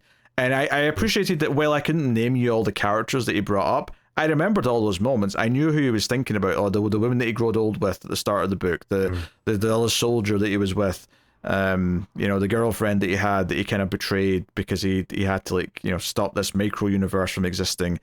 Everything kind of felt like memorable as he was going through all these things. So for as heady as the book has been and as dense as it's felt, I do think a lot of the stuff has stuck quite well, which is a sign of a really strong written story, I think. So, all right, what are you giving Resurrection Man Quantum Karma? I mean, I did really appreciate how this all wrapped up. It was a super solid issue. I do think that it doesn't quite have the same, I guess, mind-blowing factor, wow factor. I think I almost got that with the 2-page black spread. I think that was the thing that took me off guard the most and said, okay, we're doing something here. But then it's just kind of wrapped up very quickly after that, and I don't feel like it really capitalized as strongly as some of the other issues did. That being said, still great. I think I'm going to say an 8.5. I mean, I thought it was fantastic. Is it the strongest issue of the whole book? Probably not quite. Just because when they introduced the idea of the Devourer in the first place, that was such a creepy issue and so interesting. That's probably my favorite issue of the series, but I think it's still a 9. I could even argue a little bit higher, but I'll stick to the 9 on this. But very, very good. So there you go. So every month on patreon.com/MailFuzzTV at one of the higher tiers, you can make me read a book of your choosing, and today I am looking at Planetary issue 11. So we're back to the main series. If you remember last time I did the Batman Planetary one-shot, which was a bit of a hoot actually, to be honest. I had fun with that. But today we're back to Planetary and we're teasing the past of Snow, Elijah Snow. We go to like a scene in 1969, which ends up being where Snow meets this other character, Stone, for the first time. But we don't know that until we get to Snow at the end of the scene. The first half of this issue is like a pulpy, like, spy secret agent kind of showdown, but with like a pulpy kind of sci-fi kind of twist to it. We have this like sort of villainous lady who's in all white, and this secret agent named Stone is like kind of at gunpoint, but he's got like a secret computer thing under his fingernail that he can press that it's going to help him, that makes him move at like super speed for a second. And it kind of disintegrates some of the henchmen. So the villain lady tries to run to their jet to get away, and he fires a bullet that's got like blades around it. Like it does a close-up panel of this bullet with it's called a rip round, and it goes into like the killing, and it turns into a flamethrower. He's basically like an edgy James Bond is the best way I could describe him. He's got like an edgy James Bond. He's got like a blonde highlight in the middle of his hair. So imagine like dark hair, but he's got like a blonde mohawk going down the middle, kind of thing. So yeah, he's basically set all the villains on fire, and then just to go with the sci-fi pulpiness, the villainous lady, her eye kind of pops out, and she's got like a Terminator eye that's got like a gun behind it that comes out and tries to shoot her, or to shoot the guy. But then she freezes, and someone comes out of the jet that she was trying to escape on, and it's Elijah Snow, and he kicks her and it makes her shatter, so she's dead. And this is kind of the first weird meeting between these two characters, and Snow is like, hey, I was trying to, deal with her. I was trying to steal the plane. I'm a good guy, promise. And it turns out Stone is John Stone, Agent of Storm, and that's when it cuts to present day 2000, and we get these two characters reuniting at this weird place in Kazakhstan, this little bar in the middle of nowhere, and they come in and they drink, they have a talk, and all of this is about something that came up a couple issues ago, or last issue even, where the villain, the electric villain from the Four, the evil Fantastic Four in this, I don't know how much of these reviews of this you've listened to from me, so I don't know if any of this is making any sense. I've listened to the past few. Okay. I vaguely know what you're talking about. Right. So the villain said, hey, Elijah Snow, why can't you remember stuff? Like, you there's so many holes in your memory. Who benefits from that? So this is why he's come to this character Stone. He's like, hey, I don't remember a bunch of stuff. I remember you, but I don't remember like these different things that happened to us. Because it was Stone brings up this incident where before they met, Stone almost killed Snow because he was firing missiles at a submarine that Snow was on. And they talk about this thing because it was during the 50s, I think. And he's like, yeah, like, so you don't remember that. You remember knowing me, but you don't remember things involving me. Whoever did this to your brain to make you forget things did a pretty damn good job of it. So, they really sort of play up this idea of like this really elaborate history that Snow has as this kind of agent with powers. And yeah, so yeah, he brings up this warning that the guy from the Four gave him. And they're like, hey, it sounds like the Fours are the ones that did this. Like, they're the ones that benefit from you not knowing, what your past is. Because basically, as soon as they start prodding at this, Snow starts having like flashes of some of his memories that he didn't have until now. And there are these like bright orange yellow pages with like no other coloring, other than just these bright colors. And Snow kind of like gets a sore head, he collapses, he even has like a small memory of a woman who says that she loves him, and he kind of freaks out. Also someone who appears to be his boss,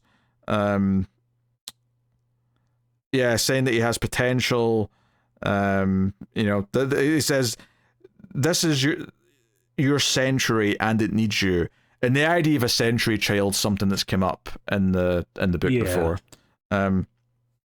So anyway, like, he has this flashback of like the four standing over him on an operating table. And the art here is really good, actually, because like he does like close-ups of his eyes like shut, and then they open wide like he's having a memory, and then you get this just stark red and black image looking up at this person looking down, and there's like clearly like the lights of like a surgery or whatever like on the ceiling. So it does a really good job of like presenting this like flood of like fragmented memories, this PTSD kind of thing happening to him. So yeah, it's like, basically as soon as like someone started bringing up memories that he should have, it kind of like triggers something in his brain to start like getting fragments of all this stuff. They call it as like you can see the scaffolding around like the work they did. So it's not like it's not like he remembers everything clearly now or anything, but there's a lot of little things coming back, and it's, you know, he can barely stand. Like John's like having to help him back up to his seat.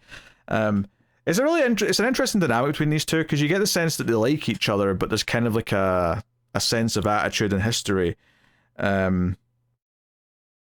Anyway, so Elijah wants to know why Stone's working for Anna Hark, who I don't think we recognize that name. Well, I don't anyway. But at the end of the issue, the big cliffhanger is he turns to him and says, "I know who the fourth man is." So presumably of the four, although I thought we knew who all four were. Maybe we don't. You know, it's one of the funny things about reading a book like this that's so full of its own new mythology is there's so much going on. Yeah. And sometimes it'll do that where it'll reference something, and I'm like, am I supposed to know this? Or am I not supposed to know this yet? To its credit, though, like the issues are always very clear to follow from start to finish, and they're always very like the point of this issue, which is split in two. It's like setting up this first meeting between these two characters, and that's important because it's one of his memories that he doesn't have. So here, in the present day part, it's like, okay, this person's going to help prod his mind, you know, even if he doesn't mean to like unlock more of these memories, because that was the thing that was set up and teased towards the end of last issue, which was also the issue, if I recall correctly, was the one where it revealed that the four basically collected all of what could have been the Justice League on this Earth, and like kind of like basically stopped them from existing in one way or another. So fun stuff across the board with that.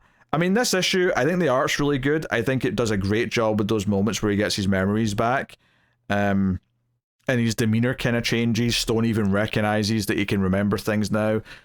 I think that stuff is handled really well. I think the first half is decent fun.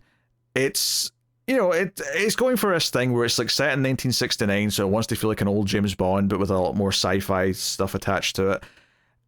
I think it's a fun idea. I kind of get it, but it's not as appealing to me as like the more straight stuff from the other side. So really solid. I think it's an important issue for advancing Elijah's character, and I think that I'm intrigued by the other things that he remembers and where that's going to go next time. But it's not like one of the standout issues of the run, because some of the concepts this book's had in previous issues have been so fascinating and so strong that him just getting his memories back and kind of like maybe like teasing some future plot is never going to be as exciting as the ship that came back from Planet Fiction, and there's this entity that exists purely of fiction that's now floating around like a specter, and like the art was super creepy, or the backstory of the four, which again was this super kind of creepy like static video from the old space shuttle launch. And like, the book's so good with these different concepts. It's actually kind of impressive how many good concepts that have all felt super cool and unique this has had. So this sort of issue is really solid, and I'm glad that they're building some of the characters a bit forward and Elijah feeling a bit more fleshed out. But inherently, it's not going to be the most exciting issue compared to some of these other ones where it's like doing all these things that's making my sci-fi brain just kind of explode with possibilities. So, but really good though. Probably a solid 8 out of 10. Excited to see where it's going next. But yeah. I did look up Anna Hark just to see. Oh, sure. And it says that she was introduced back in issue 5. She was the daughter of one of the Century babies. Okay, she all was right. a ruthless businesswoman. Yeah. Okay, that sounds familiar. But yeah, a lot of characters, organizations been introduced in this book so far. But yeah, no, really good stuff. So, no, Planetary still proving to be interesting. What's so fascinating about it is that when I looked up the release dates for the issues, it started in 1998 but didn't finish until 2009. But there's only like 27 issues or something like that. It really, like, I think in the year 2000, because that's like kind of where I'm at just now, there was only like 4 or 5 issues that year. So it started like being very spread out. It looks like, I mean, it did get spread out. It looks like, from what I'm seeing, Planetary was releasing essentially bi-monthly up until 26, which was October 25th, 2006. And then they just dropped 27 3 years later for whatever reason. It's like a special sort of thing, yeah. Yeah. Fair enough. Curious to see what that's like when I get there. But yeah, good stuff. All right, so that'll take us out to the last part of the show where we pick our favorite stuff of the week, favorite panel/moment, favorite cover, favorite art, and of course, top 5 books. So, what was your favorite panel/moment of the week, David? Oh, God, I actually forgot this was a part of the show. If I had to pick one out of all the books this week, You do, yes. Yeah. Well, I'm hoping so. I think it would probably... I'm kind of leaning towards one of the Absolute books. I'm thinking it's actually going to be Absolute Superman for me. I think, I was so much thinking about Batman, but I think Absolute Superman for me was just a bit more of a punch moment for me, as the moment towards the end when we barely talked about it, but there's a moment when he gets out and Brainiac's taunting him, and this is after he's been fully incepted by the fake mom Kent, there's a moment where he just closes his hand a little bit more around Brainiac's throat, and you hear like a clink noise, and something in that I just really liked as the moment of, no, he may actually go too far here. It's showing that like he may have been pushed to the edge, which is honestly the point of the whole arc. So I think that would really be my panel/moment. Yeah, oh god, there's a lot of good moments this week actually. Maybe from an art perspective, if not a good story perspective. I think I'm almost tempted to say it's from Absolute Green Lantern. It's that page where you first see the colors with the names over them, just because it was so like kind of like tantalizing and like, oh shit, like, because I could go with like Batman and Croc from End of Batman. I could go with some of the layouts from Wonder Woman. Even I could, I could go with even like some of the big moments from Book of Kal-El. There's tons of moments I could pick, but I think I'm going to go with that from Absolute Green Lantern.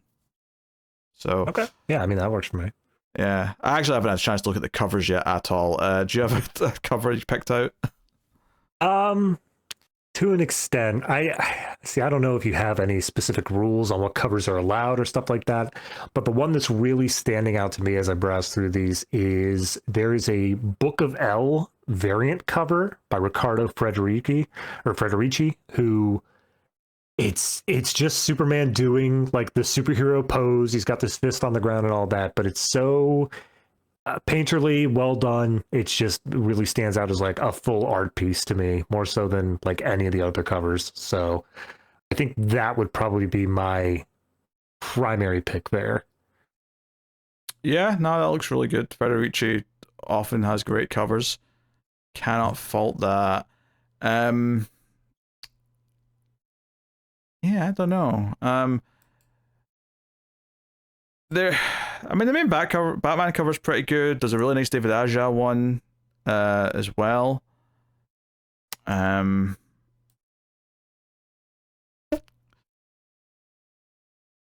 Yeah, the main Batgirl cover is really nice actually. With her staring up at the clouds and like the sort of the three blades sort of forming in the clouds. It's really cool. Yeah, that said, though, I think I'm going to go with the David Aja Batman cover. Okay. I think that's what I'm going with. But hey, all right, art of the week. Uh, so for me, it's down to Quantum Karma, Batman, and Absolute Wonder Woman. I think those are the big three. Out of that, I think Absolute Wonder Woman is great, but it is kind of just like what it has always been. I don't think this issue does anything amazing with the art outside of that. Quantum Karma is obviously always just standout, but it's standout on just a totally different level. So they're so hard to compare between the two. I think I'm going to say Quantum Karma. I think it's if we're speaking just strictly on how impressive the art is, Quantum Karma's there. That being said, Jorge Jiménez absolutely killed it this issue, but it is still just kind of not on the same level as what Resurrection Man's been doing. Yeah, I think for me, the big two it's between is Quantum Karma and Cheetah and Cheshire. I think that's the two for me that I think are competing. I really love Miyazawa on Batgirl, and obviously Jiménez was great on Batman, but I think for me it's between those two. It's tough. I think I'm probably going to lead towards Quantum Karma as well, as being more unique and special, but I do think Nicola Scott's art's phenomenal, and it's really nice to have it back. But this is Quantum Karma's last hurrah, so it can have the prize. So with that said, top 5 books of the week, and pretty stiff competition this week, I would say. So yeah, what you got? Okay. So obviously, out of what we have said here, I think number one's got to be Batman, just because it's setting up the new run. It does a great job at it. It would be so easy to fumble it here, but I think it easily gets number one. After that, it is kind of just falling into line of what I like this week. So I'm going to say number 2 is Absolute Green Lantern. Number 3 is Cheshire. And sorry, apparently I want Cheetos. I don't know why. Number 2 is Green Lantern. Number 3 is Cheetah and Cheshire. Number 4 is going to be... Are we saying Absolute Wonder Woman came out this week? I know technically... Yeah, we're counting it, yeah. All right, then Absolute Wonder Woman. And then number 5, I'm going to say is... I'll go Adventures of Superman. I think that one... It was between that or Resurrection Man, but I'm going to give it to Adventures of Superman, Book of L. All right. Yeah, this is a tough week. I think my number 1 is going to be Resurrection Man, Quantum Karma. Number 2, Adventures of Superman, the Book of Kal-El. Number 3, Absolute Green Lantern. 4, Batman. 5, Cheetah and Cheshire. But I mean, I'm leaving off like 3 books that I really like there, so that was a tough week to pick from. Like the only one that I knew for sure wouldn't make it would be JSA. Every other one really had a fair chance. So absolutely. Yeah, tough stuff. So all that's left to do is tell you what's coming next week from DC Comics. So remember, Birds of Prey did get delayed the week, so that'll be in next week's list. And if you're buying it physically, it'll be next week it's out. But also next week we have Absolute Batman 12, Action Comics 1090, Batman and Robin 25, Batman Dark Patterns issue 10. We have Supergirl issue 5, Superman the Kryptonite Spectrum issue 2, Red Hood issue 1, Green Lantern Corps issue 8, Aquaman issue 9. We have Gotham by Gaslight, A League for Justice issue 3, Trinity, Daughter of Wonder Woman issue 4, and then we got Batman Day 2025, Absolute Batman issue 1. So it's a cheap reprint of that, and then there's other reprints and stuff. Fire and Ice When a Hell Freezes Over issue 6 has less people pulling it than the reprint of Absolute Batman, which is kind of wild, but fair enough, I guess. Yeah. It is what it is. So yeah, pretty packed week. Did you say you're also doing Ages of Court next week, or is that later on? Yeah, we are. Yeah. That's just further down the list. Oh, there's even less people pulling that, I guess. Agent of Court, because we're in the facsimiles and all that and the reprints. I thought I was done, but you're right. Court Children of the Round Table is there. So yeah, pretty busy week. Next week, me and Matt will be reviewing Court because it won the Patreon vote, and yeah, that's the plan. So a lot of big books out next week, and actually one of my other Patreon books is Red Hood, so I'll be reviewing that, unfortunately. You're gonna have such a good week, Pete. Maybe it'll be good. Court and Red Hood. Maybe it'll be good. Maybe it'll be a good book. Yeah. I don't know. I don't know if the digital had it, but all the physicals had previews for them, or for Red Hood in the back. Yeah, of the digital's dead. So. Yeah, looks good. I'll give it that. All right, we'll see how that is. But that is the show.